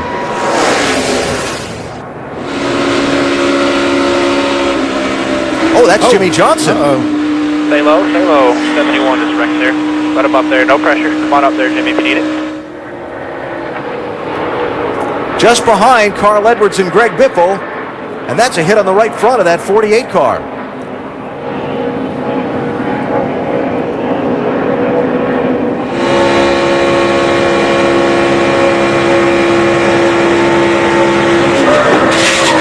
Yeah, that's a pretty severe hit right there in the right front of the 48 car, Jimmy Johnson. It's a good job by Jimmy not to wreck. I mean, he maintained control, but he did take a pretty good lick on that right side. This is one of the problems. I mean, you can't run away from trouble at this track. I mean, it can happen at the front or the back. These guys were running at the back trying to stay out of trouble, and it found them. So we'll see what kind of damage the 48 does or doesn't have as the team gets a chance to look at it here on pit stops. That'll be with 24 laps to go. Jamie? And you see them all coming in. First up, it is Matt Kenseth. Last pit stop, they said no tires the rest of the way. They clean the grill, pull it, tear up, fill it up with fuel. The 31 of Jeff Burton, bottom left-hand side, right side tires only. He and his teammate, the 33, been running up at the front, Vince. That 20 of Joey Logano, upper right-hand portion of your screen. Heavy damage to the left front fender. Says he can't lead because of that aero damage, and is not able to push well either. Dave? He's been helping Tony Stewart, but word is that they may not get the help as it's a real traffic jam getting out of here toward the end of the race. Stewart may need to find a new partner. Vince, what's up with the 48? The 48 of Jimmy Johnson, they addressed some of that damage there on the right front. Does not look severe at all. They made the change, the tire change, gave it a little extra time on the right front. Full of fuel for Chad Knaus, and off the 48 goes. Chad will get the update from the crew members that were addressing that right front to see if there's anything else that needs to be done. It looks fine right there. It doesn't look like there's hardly any, if any, damage. Yeah, it looks like they might have got more on the tire itself than it did at the actual body. Maybe the golden horseshoe's back? Maybe. Well, as long as it didn't affect the steering any at all, and I'm sure that Jimmy would have told him if his steering wheel was off any at all and it had done anything there. I kind of wonder, though, we heard Dave talking about how the 20 car was not going to help Tony Stewart. I kind of wonder how that's going to work out here. Only 24 laps to go. But first, why would the 20 not continue helping Tony? And then who's going to help him if he doesn't? Unless there's some Joe Gibbs Racing team needs that might override. Working on that back panel on the 7 car for Robbie Gordon. Yeah, they get that repaired, they can become a factor again, he and Trevor Bain. Without question. Remember, they went as far back as 38th and 39th and ran all the way up to the lead, did Gordon and Bain. Carl Edwards, Greg Biffle on that alternate pit schedule that we've come to expect these last few Talladega races, not pitting with all the lead lap cars, instead coming in a lap later when pit road is in theory less crowded. Although the Biff stayed out there.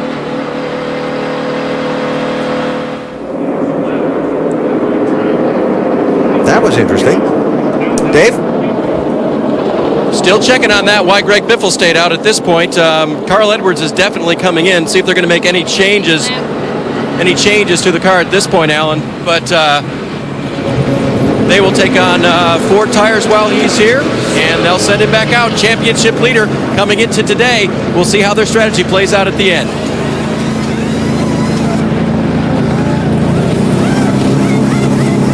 All right, so Carl Edwards will restart at the back of the lead lap cars. I would expect we're going to see Greg Biffle in next time. He will. He just stayed out, I think, to lead a lap. He's still in a battle for that 13th spot in the points, so I think he wanted to stay out there. They're going to be at the back anyway. Yeah, it's the first lap he'd led today, so he did get that point. Jamie McMurray, free pass under this caution. That'll leave McMurray 6 laps down after some troubles earlier in the race.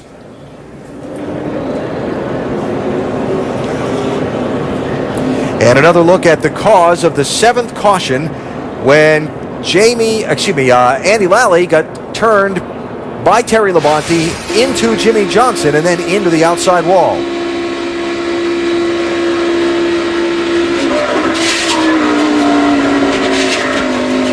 That's a nice save.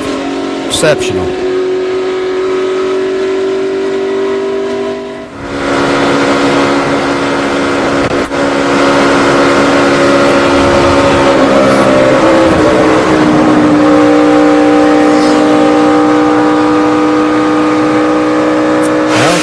Jarrett Jr., our in-race reporter, had a good view at that one.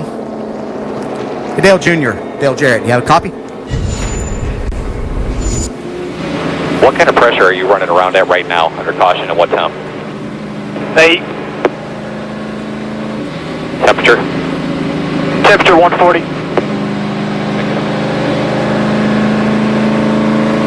Hey, Junior, Dale Jarrett, you have a copy? Yes, sir. Well, I'm sure that trying to play it safe all day, that was a little too close for comfort, huh? Yeah, that's the way it goes, though, but we've just kind of been hanging out. When we feel like racing, we race a little bit. Otherwise, just sort of watch everybody else race. And so far, everything's been working pretty good. About time to go to do all the serious work and all the heavy lifting, so we'll see how it works out.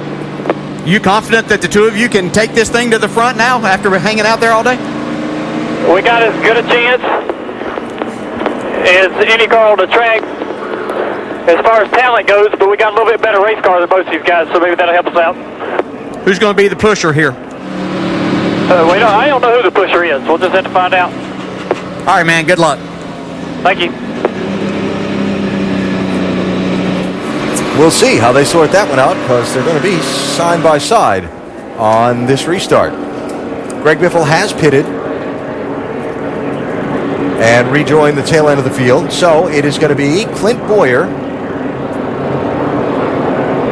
in the lead. Matt Kenseth to his outside. David Reagan inside of row number 2 as Casey Kane leaves pit road. And a lot of these guys that have managed to work the exit of pit lane to be lined up nose to tail in the draft the way they want to be for the restart aren't exactly lined up that way now. For example, 33 and 31 separated by the 6. 17 separated from the 6. Tony Stewart separated from Joey Logano for this restart. It's going to get really interesting in just a minute. It's been really interesting all day long here at Talladega, particularly the tri-oval. This was the big moment where the championship is concerned. Kevin Harvick and Kyle Busch both involved in this, involved in the chase also. Real close call for Jimmy Johnson in this one. And a tremendous save of that 48 car on the apron of the racetrack at 180, 90, whatever miles an hour. So, Kevin Harvick took the wave around. There are now 32 cars on the lead lap. There'll be 21 laps to go in the race. Have we seen the last caution? And how's the finish of this one going to shake out? Kenseth squeezes in behind Burton and in front of Reagan. And Dave Blaney in the 36, pushed by Brad Keselowski, going for the point on the outside. You can see the 33 and 31 separated by 2 cars and a lot of car lengths there now. Kenseth backs up to Reagan, and Tony Stewart hooked up with Paul Menard now in the draft, that neon car. I'm not sure that's not going to make Tony Stewart even more of a factor in possibly winning this race.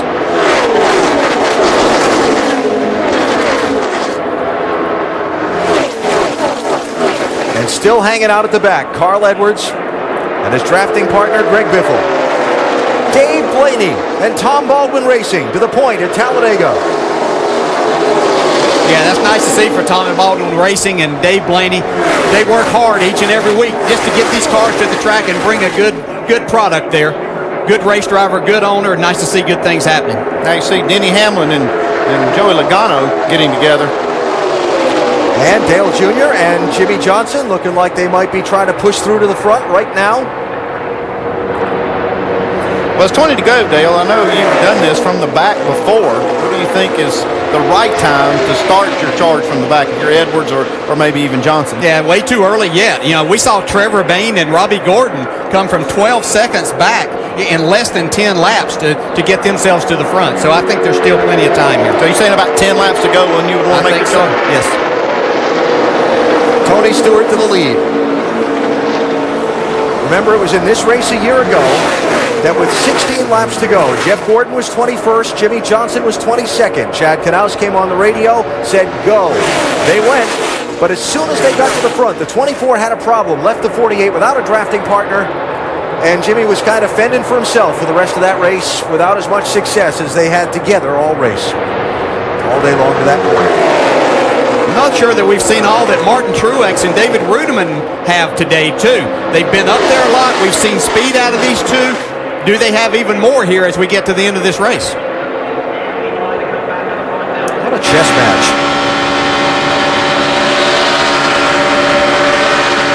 Look at those cars moving around in the air in that draft at over 180 miles an hour anyway, Dave.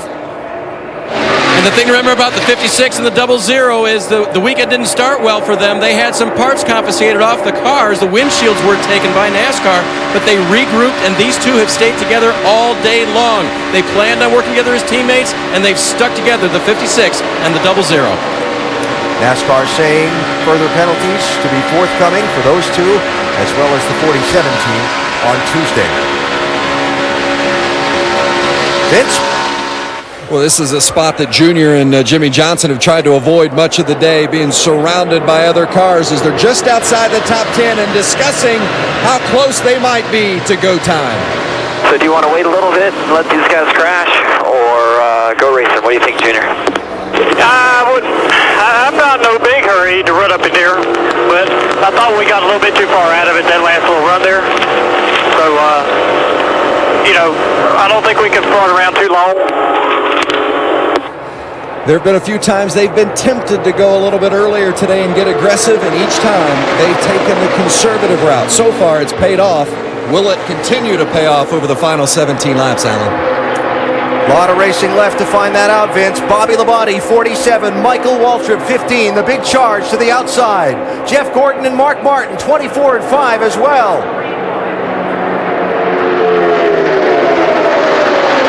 You might be looking good as Marcus Ambrose now has Trevor Bayne pushing him. We'll have to keep an eye on that twosome. Little bottled up there. Labonte and Waltrip got separated. Everybody gets through okay. Well, you can just feel the intensity picking up now with less than 20 laps to go. Can't you, though?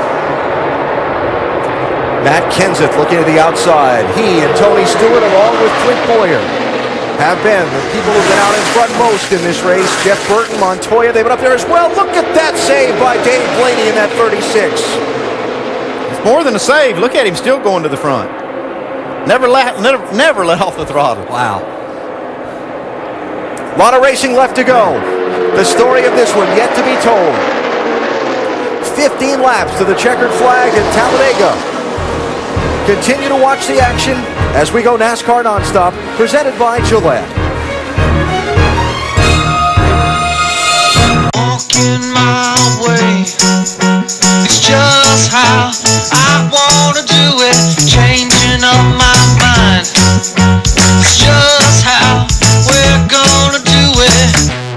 Turn your world upside down with Gillette Fusion Pro Glide, because you can shave against the grain with comfort. Fusion Pro Glide's microcomb guides hair for its thinner blades to cut close effortlessly.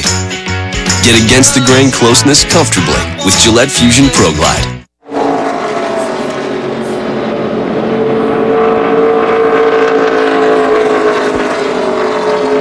Trouble at Talladega has brought out the caution flag for the 8th time. Bobby Labonte climbing from his car after a hard crash in turn number 2.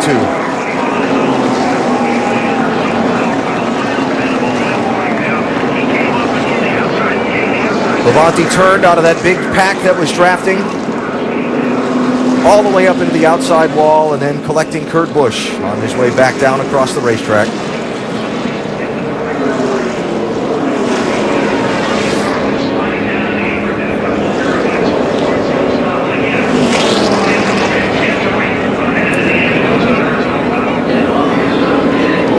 Just talking, a minute ago about him and Michael Waltrip running to the front there. The intensity level was coming up. These guys were trying to position themselves for these last few laps. That pushing and shoving, it starts to take its toll, especially in the corners. These cars have to be connected all the way around the track to make that speed. Kurt Busch started the race 7th in the championship.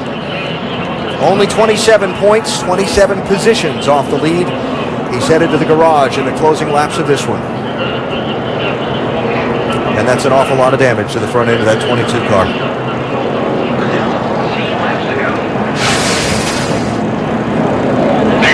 It's Michael Waltrip in the 15, behind Labonte in the 47. Landon Kessler got a piece of that also. See here. Well, Kurt Busch. Hard look for Kurt Busch and Bobby Labonte. It looked like that when we'd followed Michael Waltrip and Bobby Labonte that Bobby was really loose with his car. He wasn't able to turn it a lot of times and would have to chase it up the track. And you're right, Wow. that was a really hard lick there at the end. You just know where to go for Kurt Busch.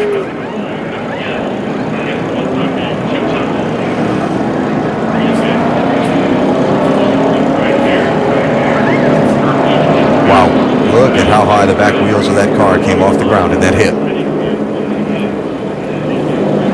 Just an indicator of how hard that collision was.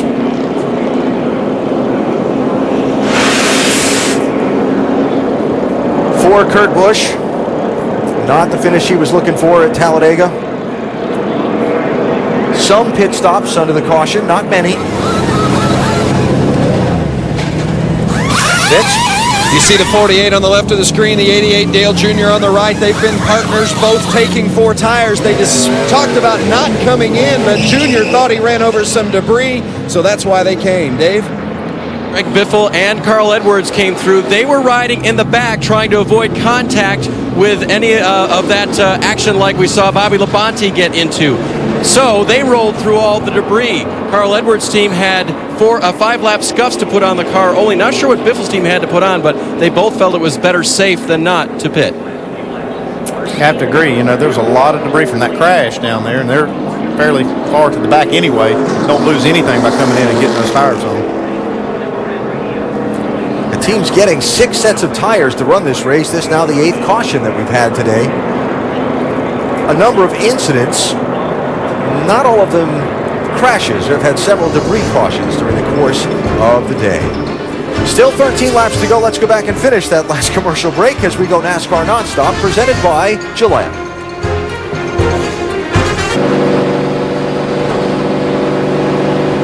Well, there's your leader in the Good Sam Club 500 at Talladega as we come down to the final 10 laps. Tony Stewart out in front of this race.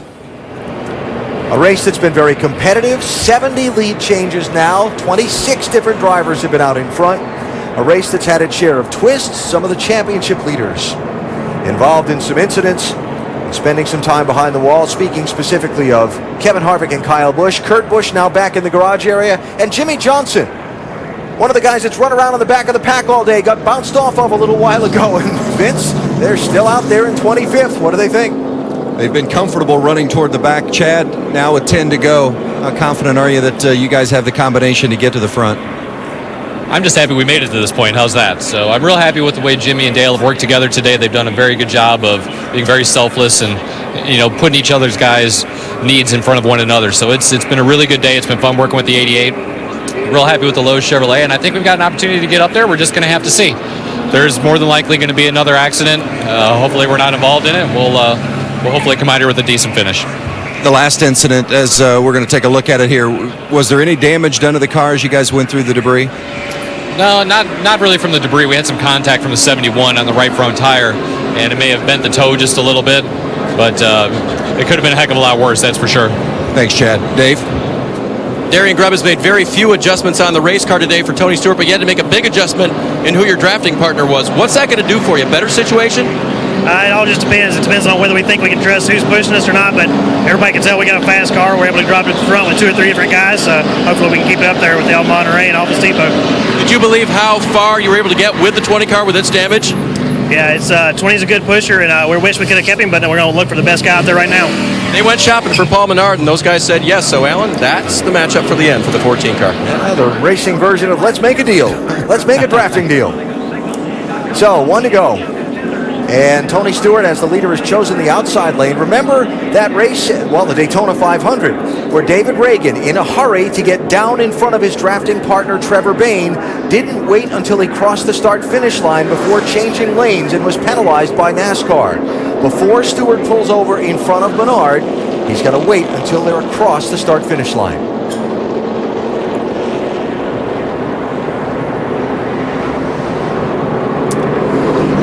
Thinking about some of the guys that are deep in the pack and when they're going to make a break for the front. This radio a minute ago.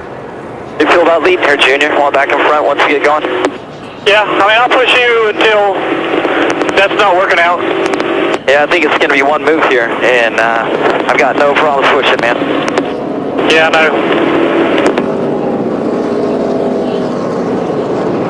Well, right now, Jimmy's got to get to Junior first, and then we'll see how they fall in line as who's going to be the guy in front in that two-car draft. Yeah, my personal opinion, I'm not sure that's the best scenario. I'm not sure that this isn't a more formidable pair with the 48 in front and Junior pushing. It just seems that their styles match up a little bit better that way, but hey, they're driving these things and they know what they can make work. We'll see what happens. And what if Carl Edwards, championship leader starting the day, has hung around at the back of the pack all race long? His drafting partner Greg Biffle is behind him as we come to the final 10 laps. When will he make his move? Will he get through cleanly? Can he win the race? Fans of Talladega on their feet, ready to see what's going to happen. Tony Stewart, the race leader. Watch that start-finish line. 10 laps to go. Green flag is up.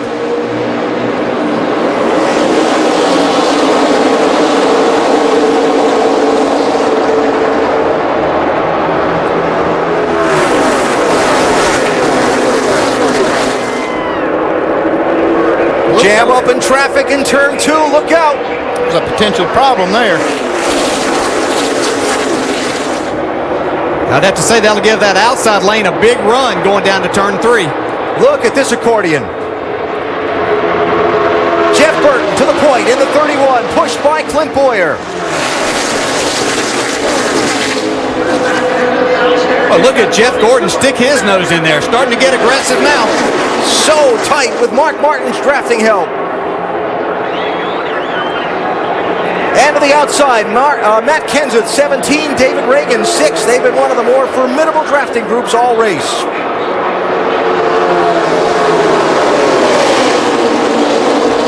When's the right time? Oh, it's time to go now. Yeah, I wouldn't be backing out and saving anything at this point in time.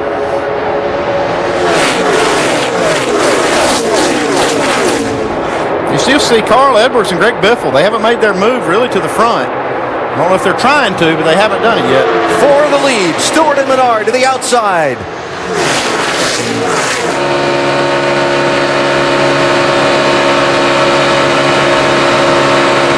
Trying to come from further back here, they're going to have to understand that these guys are going to stay tucked up. They're not going to breathe these things now. These are going to be the fastest speeds that they've run all day right here.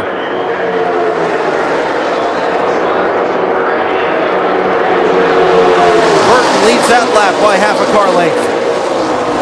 8 laps to go. Look at Jeff Gordon. Oh, trouble right there. Martin and Hamlin and Regan Smith with a hard crash. In front of you there. Stay focused. You say it's coming down. Watch it coming down. Watch it.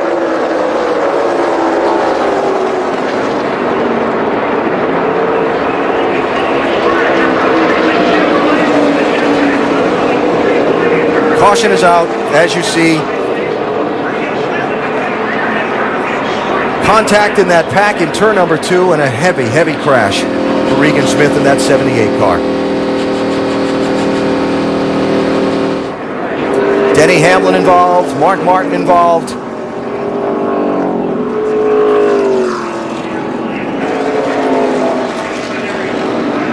And the safety workers there at Regan Smith's car. He had dropped the window net before the safety workers came up. His indication to them that he was okay.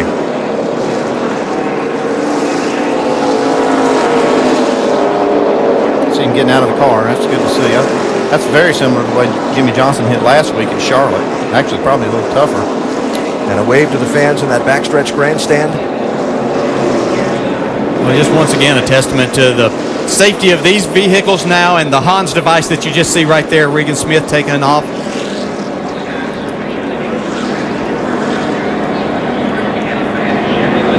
We just hate all day long. You run, you do the right things, you got yourself in a position, and then with less than 10 laps to go, all those hopes and dreams taken away from you. See what happened here. Kind of ran into a roadblock. Gordon and Martin did. Boy, he just about clipped Jeff Gordon too right there. Regan Smith did. You can see that. But it was like Mark got detached from the 24 of Jeff Gordon just a little bit. Denny Hamlin stuck his nose in there, but Mark came back down just enough to trigger that. You can see it got Jeff Gordon loose. That's what happened right there. He had to get out. Then Mark, as he tries to get back to Gordon, the 11 is there. And another aspect of this racing, DJ, Joey Logano in that 20 can't see through Denny Hamlin's car, so even if Denny has lifted off the gas there, he's got no idea. No.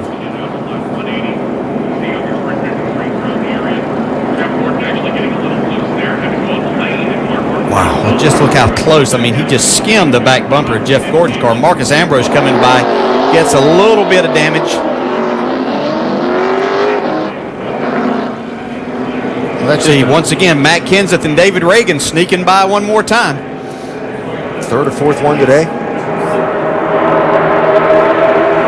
See this, when Mark hits that right rear, just the angle that it sends Regan Smith into the wall is tremendous. Yeah, and it looked like what happened with Jeff Gordon had to check up just a little bit. He was closing on Tony Stewart and the 27 of Paul Menard a little too quickly. Mark got into Jeff, and that got him a little bit loose, and then that's when everything else happened from there. Some pit stops here, including Carl Edwards, the championship leader, Dave.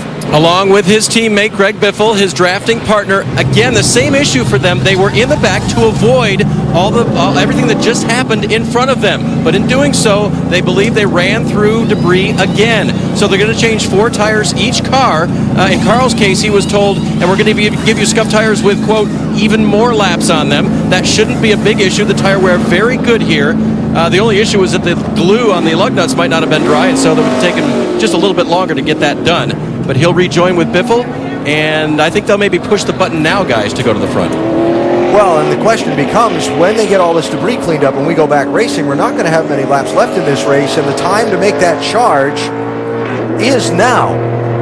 Is there an open lane to make that charge through, and what can they get out of it? Well, that's the position they put themselves in now, is to be able to do that. That's going to be the key factor, is will they have anywhere to go as they try to make this charge? Haven't been with us all day. Carl Edwards has ridden around in the back of the pack all day as the championship leader coming in. The closest driver to him in the championship starting today, Kevin Harvick, was involved in an incident back at lap 104, just past halfway in the race. He spent a little bit of time in the garage.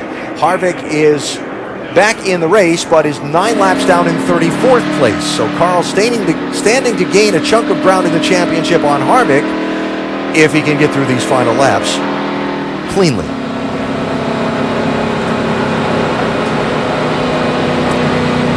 From today, there will be 4 races remaining in the chase for the NASCAR Sprint Cup, and it's on to the Bull Ring, Martinsville Speedway in Virginia next Sunday. The smallest, but arguably one of the most difficult tracks on the circuit. Oh, yes. Pushing and shoving all day long. It's just true short track racing. It will be fun to watch. Then the fast Texas track, the unknowns at Phoenix with the new paving and configuration there, and the season finale where the champion will be crowned at Homestead Miami Speedway. Join us at the track for these final 4 races. So Jeff Gordon, Doc, saw Mark Martin's car damaged in that last incident. And they've been politicking for a drafting partner. Here's what's going on down here with the 24 car. They thought about the 14 there, which was, of course, Tony Stewart, but he's another chaser, so they really wouldn't be able to help each other. And they thought about the 13 right beside him, their Casey Mears car. But they don't have the 13 radio in the Gordon radio, so they can't hear each other. So then they went to the 21 car of Trevor Bayne and said, we need some help. And said, here's the deal, okay? You want to be able to keep the speed, you push us. So the deal was the 24 pushes the 21. Interesting. Very interesting. Those two worked really well together in Daytona. Yeah, but I knew from earlier orders in the week that it wasn't going to be the 21 pushing the 24. That wasn't going to happen. stories going around the garage that Ford told its teams that they should work with Fords in this race and help particularly the Ford cars competing for the championship. The story going around, but then you get in the last laps of the race, and you're the one who's been behind the wheel of these things, DJ. Those kind of, I'll call it politics. Yeah, you'd like to think that all of that kind of goes out the window. You've sat out there and got yourself in a position. You know that things are going to happen throughout the day. So let's team up with who can give us the best opportunity to win now or get a good finish out of this. So why not take the best partner you can possibly find? That's the way it's always been down here. It's everybody politics to run with a certain group. And sometimes it's not manufacturer working with manufacturer. Sometimes the best partner you can find has a different emblem on the hood. So they're going to get the 1-to-go signal when they come to the start-finish line this time. Make mention that we do hope to get a word with both Bobby Labonte and Regan Smith involved in those last couple of incidents. As yet have been unable to, but we do hope to be able to do that before we leave the air. See them making some repairs to the safer barrier over in turn number 2, where Smith hit a moment ago, replacing those foam pylons that absorb so much of the impact where the race cars hit. Yeah, they collapsed just a little bit and did their job. Now they'll put some new ones in there. And the field getting the signal in one more lap. We go back racing. So that's 4, so we're going to get the green flag with 3 laps to go in this race. 28 cars on the lead lap. And Jeff Burton, who hasn't won a race since October 2008, out in front. Clint, when we got that big lead that time, it would have taken 3 laps to get back to us. Yeah, we just got to be efficient as hell getting hooked up, and we'll be good. Is there any teammates behind us, Brett, that are going to be nose to tail? 14 and 27 and Red Bull, both of them will be nose to tail. I think you got to do what you did there. I think you got to let Jeff start on the bottom and do like just what we just did, because we got hooked up, kept our momentum up. For whatever reason, our outside's been good through 1 and 2 all day. Well, as you can hear from that conversation between Jeff Burton and Clint Boyer, how quickly they're able to get nose to tail in the draft without violating that start-finish line rule is going to be key to this. Half a lap on the restart. Let's go to Jamie Little. And Bobby Labonte has been checked and released. A spin, and then you were drilled by the 22. I see your shoe is off. Is that the main area that's hurting right now? Yeah, it was hurting a little bit there for a while. I don't get a picture of my feet. It's terrible. But, yeah, and then fortunately the helicopter went for me. Unfortunately, it was for a fan, so that was good. But good for me anyway. But, yeah, just, it's just a product of it sometimes when you get late in the race and pushing real hard like that. So got turned around and, I couldn't hold on to it at that point in time. So that was not what we wanted to see. All right, bad day for Bobby Labonte, but good news looking forward. He did sign a deal. He will be back in the 47 with Todd Barrier as his crew chief, and he referenced a fan being airlifted. It was for a medical concern, we were told by NASCAR. Alan? Jamie, thanks. Good to see Bobby's okay. Down to the final 3 laps at Talladega. Carl Edwards, the championship leader, is in 23rd position for this restart. Earnhardt Jr., 16th. Jimmy Johnson, 19th. Jeff Gordon, 8th. Up front, Burton and Boyer with Vickers and Kane, Stewart and Menard getting set to go. They have waved off the restart because they still have some cleanup trucks on the racetrack, so that gives us an opportunity to check with Vince. Well, Jeff Burton, as you said, Alan, is in front, except the man he's been working with, Clint Boyer, is beside him to restart. Luke, what's the strategy here to get you guys teamed up again for this green-white checkered? Well, the main thing is we just got to be careful here and not make any wrong move before we get to the line. They've got a plan for how they're going to line up, so get a good smooth restart here and get lined up. We'll be good. Now, I know you're inexperienced, quote-unquote, in this position. How helpless do you feel right now knowing that it's just been in the driver's hands all day long? Yeah, I mean, it's a little bit of a helpless feeling, but we've got 2 really good guys out there working together. They've done an excellent job all day, so it's a good feeling. Well, they sure have. They've done a great job, Alan. Vince, thanks. Would be a big win for that young man. Be a big win for Jeff Burton if they can find a way to make it happen. Now, we heard from Doc earlier about Jeff Gordon and Trevor Bayne. Got Chapter 2 on this, Doc? Well, sort of. You know, the soap opera continues here. Remember Daytona back in February when Trevor Bayne was just trying to learn how to draft? During the qualifying race, Jeff Gordon said, stay with me, you push me, I'll show you how to do it and what we do. Well, Trevor Bayne remembered what Jeff Gordon has done for him. So now the 21 car is going to push the 24. And I think DJ said whoever the 21 pushes is going to win this race. Well, Jeff Gordon's in pretty good shape.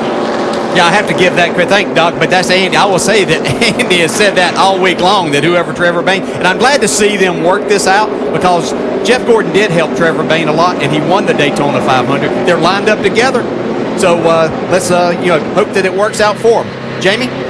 And Regan Smith just checked and released. How you feeling? That was a big hit, Regan. Yeah, that definitely wasn't a fun hit, but it's what we do with the restrictor plate tracks, and unfortunately you get caught up in other people's messes. I don't know what happened. I just know I turned right in a hurry with the Furniture O car. Is what it is. I was hoping we were gonna have a good day. My partner Kurt Busch got wrecked earlier, and wasn't his fault either, but that's how it goes. Hats off to Safety Innovation. We're going back green. Alan? Jamie, thanks. Here they come for the final couple of laps at Talladega. Green flag is in the air. See how quickly 31 and 33 get hooked up after that line. Tony Stewart and Paul Menard not quite together in that outside lane. Look at Gordon and Trevor Bayne up through the middle. Well, Jeff Gordon was on the gas, ready to go. Matt Kenseth has been separated from David Reagan. I think Matt's wanting to be able to help the 21 maybe right now. Leave Jeff Gordon hung out right here. There it is. Goodbye 24. And the 56 and 00, Truex and Runeman. Mentioned them earlier to keep an eye on them. Wow, what a lead that Jeff Burton and Clint Boyer have made right here. It'll be tough to run them down. Jeff Gordon just a roadblock right there. What happened to Stewart and Menard on that restart? Michael Waltrip looking for a partner. White flag, down to the final lap. Can anybody run up and catch Burton and Boyer? They've got some ground to make up if they're going to do it. Shuffling around in this pack. 8 of the last 12 races here have been decided on the last lap. Dave Blaney first to break from the traffic with Brad Keselowski. Here come Brian Vickers and Casey Kane. Whole knot of cars behind them, but Jeff Burton is a half a lap from victory. This far clear of the pack. Does Boyer pull out and try and win? There's a chance that Boyer might try to pull out and win when they get to the trial. Here he goes. Here he goes. Does the pack have a chance to run him down? Side over there, you and him. No pressure. Side by side in contact. The pack is not going to catch him. They bounce still got off a shot. again. Clint Boyer gets the win. I don't know who won that. Good job, Clint.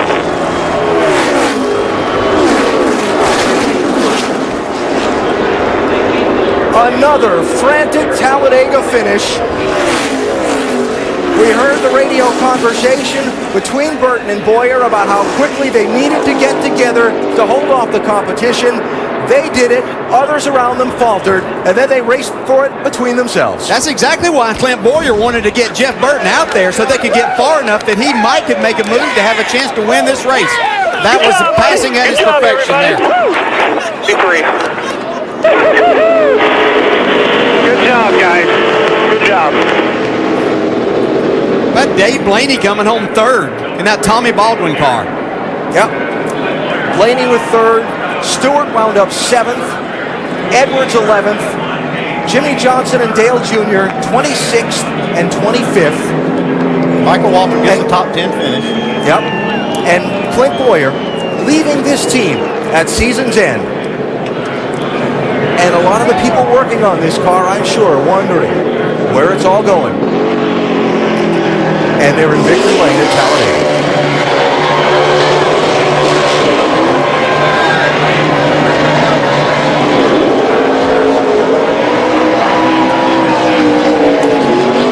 Clint Boyer with our Goodyear winning moment today. Burning down a set of those Racing Eagles, celebrating another Talladega win.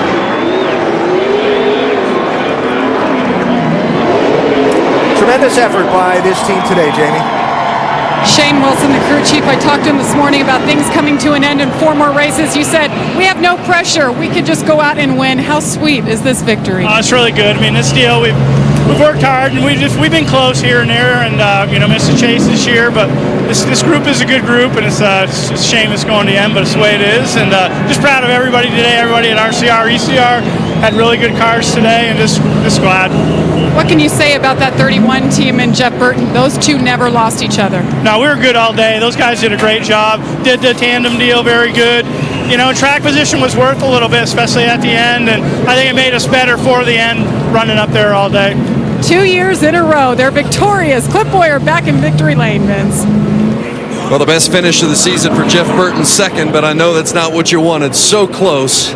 Take us to the finish there, how it unfolded. Well, I mean, it was, that's plate racing. I mean, we put ourselves in position to win the race, and Clint did a great job. I thought he made his move a little too early, and as it turned out, he did perfect. So, we had a great day, and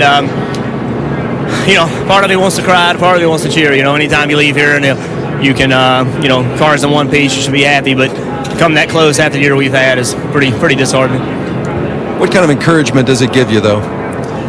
Well, it's been a hard year. I mean, it really has, and I'm proud of everybody though for keeping their heads up, and everybody's continued to fight. And proud of Caterpillar and Chevrolet and SKF and everybody on this car. All these people on this car have been very committed to us, even though we've had a bad year, and I really appreciate that. A pro's pro, Jeff Burton, second today, Alan. Vince, thanks. And so the championship standings at the conclusion of today's race, after the troubles earlier in the race for people like Kevin Harvick and Kyle Busch, after Carl Edwards only ran through to 11th at the finish, pointing at the flat tire there on the 33. Yeah. Burned it down in the burnout. And so here is what your championship picture looks like as we head on to Martinsville and the final four races. And Brad Keselowski still solidly in this.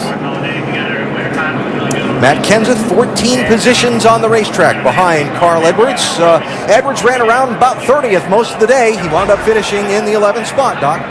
He did. He hung in the back for a good bit of the day, and Carl, when it was over, an 11th place finish and the biggest lead in the chase thus far.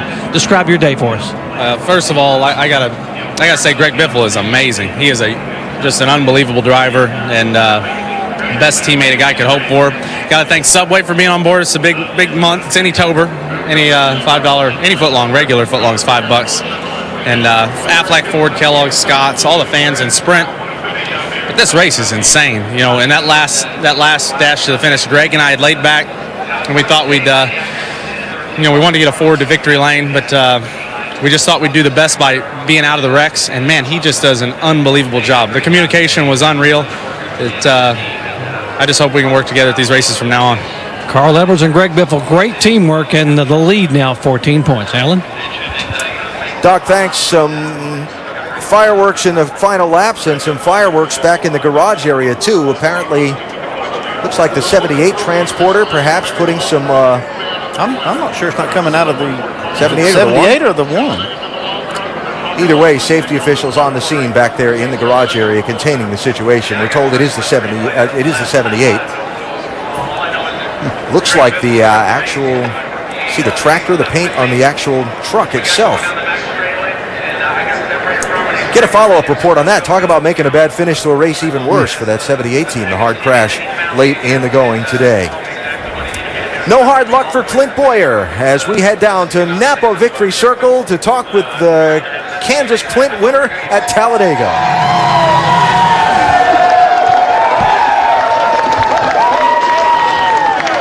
Oh, that's got to be bittersweet. Richard Childress walking up, congratulating you, Clint. Second year in a row you're in victory lane here. How sweet is this victory, knowing there's 4 more races with these guys? Yeah, I told him, this is Chevrolet's 100th anniversary. What an awesome paint scheme. So proud of the paint scheme. Then it was his 100th race that he's won in the Cup Series. So I told him, congratulations. I guess I'm going to reach his ass for the 101st. But just thank you to Cheerios, Hamburger Helper, everybody involved with this car. BB&T has been a long support of ours.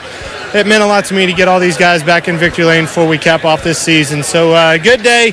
Thank my teammate Jeff Burton. We just were really good together. We thought about it. We talked about it a lot before the race, and things really did play out just how we planned. we were really good on the restarts, getting together, getting bunched up before the other cars, and I think that's ultimately what won the race. You guys never got separated from each other. One of the few tandems. Take us through the last lap. I know you guys had some funny commentary back and forth on the radio under caution. Yeah, I mean, it was pretty calm day, to be honest with you. It's just kind of methodical, and I wanted to stay up front. I told him we needed to stay up front, stay racing with these guys. That way, when the time comes, we've practiced, we're ready for it, and we can race, like the end of the race needs to be raced. But our restart, we got bunched up before everybody else. I was really, really worried about, especially the 14 to 27 were hooked up. The Red Bull cars were hooked up. I didn't think it was going to be like that, but sure glad it did. I wanted to, obviously I was trying to figure out where to pass him, and I was going to, I said, I'm at least going to give him a shot at it. I'm going to try it early, and it's going to be a drag race. Well, after crashing in 2 of the first 3 restrictor plate tracks, Clint Boyer wins here at Talladega. Alan? And another last lap pass here at Talladega.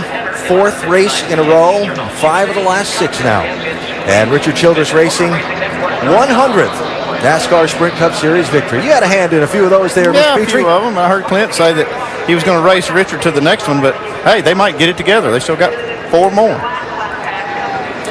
Career best finish for Dave Blaney in third today, Vince.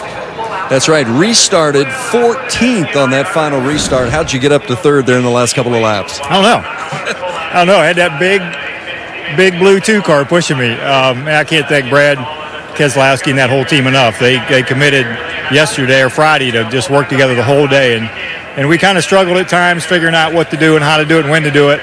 But man, he could really push me well, and it turned out good. But man, happy for Golden Corral. Finally get to feed a lot of kids on Monday, and that's big. That's big for us. Happy for that. And it's Dave Blaney's birthday tomorrow, so a little something extra to celebrate. Doc?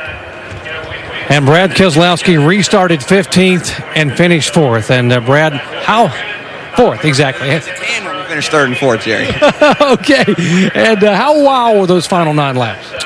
Crazy, man. I told the guys in the spotter stand that Dave Blaney and I had this. They could walk downstairs and grab my Miller Lite because there's nothing you can do for us once they drop the green on the green-white checkered. And my team, they gave me the car, and we just came down to teamwork with Dave at the end. Worked hard with him, and want to say thank you to Dave Blaney and his whole team. But all came together at the end, and this is exactly how we needed to leave Talladega with a strong finish. Gained points on the leader, gained points on really all the chase cars, and very proud of the effort, and proud to have had a good day, and feel very fortunate to have missed all the wrecks today. And I don't know, it must have something to do with the in memory of Dan on the back of the car. It was a great day for us, and I want to say a shout out to him and his family. Carrying a memory of Dan Weldon on the back of this car, guys. Vince? Ryan Vickers, he and his teammate Casey Kane worked well together all day today, almost top 5, I think, all day long. You end up 5th. More fun or frightening today? It's a long day. This racing is nerve-wracking. It takes about 2 hours to go to sleep after this. Your mind's just doing 100 miles an hour, but the Red Bull teams did a great job working together today. Casey and I both, whether he was in the lead or I was in the lead, we had to go the last, 4 or 5 times, but we always got back to the front. We just didn't have quite enough there at the end. We got together, the guys got on our door, and the 33 and 31 got away, but they were strong all day. They were one of the only, them and the 42 and 1 were the only 2 groups I could see that could pass on the outside, and so that we knew they were going to be tough at the end. Brian Vickers, strong today, 5th place. Dave? Hey, Vince, just want to give everyone an update down here in the garage. I'm between the Brian Vickers hauler and the Regan Smith hauler. Everyone is okay.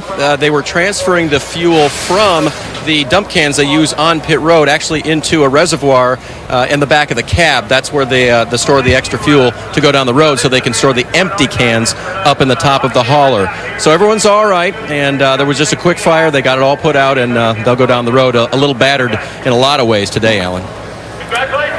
Dave, thanks. Appreciate the update there. Glad everybody is okay. And so we look ahead from here in Talladega. Full wrap-up. NASCAR Now, 11 o'clock Eastern Time tonight. And we'll talk about it on our roundtable tomorrow, including, for example, what happened to Matt Kenseth in those final laps when he and David Reagan got separated, and more. Next weekend, Big O Tires NHRA Nationals qualifying and finals. And the next race in the chase is at Martinsville. That's ESPN next Sunday at 1 Eastern Time. So Richard Childress Racing celebrating its 100th win. And quite the day here at Talladega today, Nicole. Certainly quite a day for Clint Boyer and his team, but also when you look at this championship picture, Dale Earnhardt Jr. and Jimmy Johnson had a plan all day long, but they are among the 7 chase drivers to finish 25th or worse today. Yeah, I was really surprised how late that Dale Jr. and Jimmy Johnson tried to get to the front. The caution at the very end hurt them, and also Edwards and Biffle. They all had a plan to get to the front, get it on, but it didn't work out, Brad. Yeah, Carl Edwards somehow came from the back, though, up towards the front, finishes 11th. Kevin Harvick takes a big shot in the points today, and there's old quiet Matt Kenseth. He snuck into second. The points lead, 14. Carl Edwards over Matt Kenseth. And for more post-race coverage, stay with us. Sports Center is coming up next. We'll see you next weekend from Martinsville. But once again, congratulations to Clint Boyer. On behalf of all of us here, have a great night.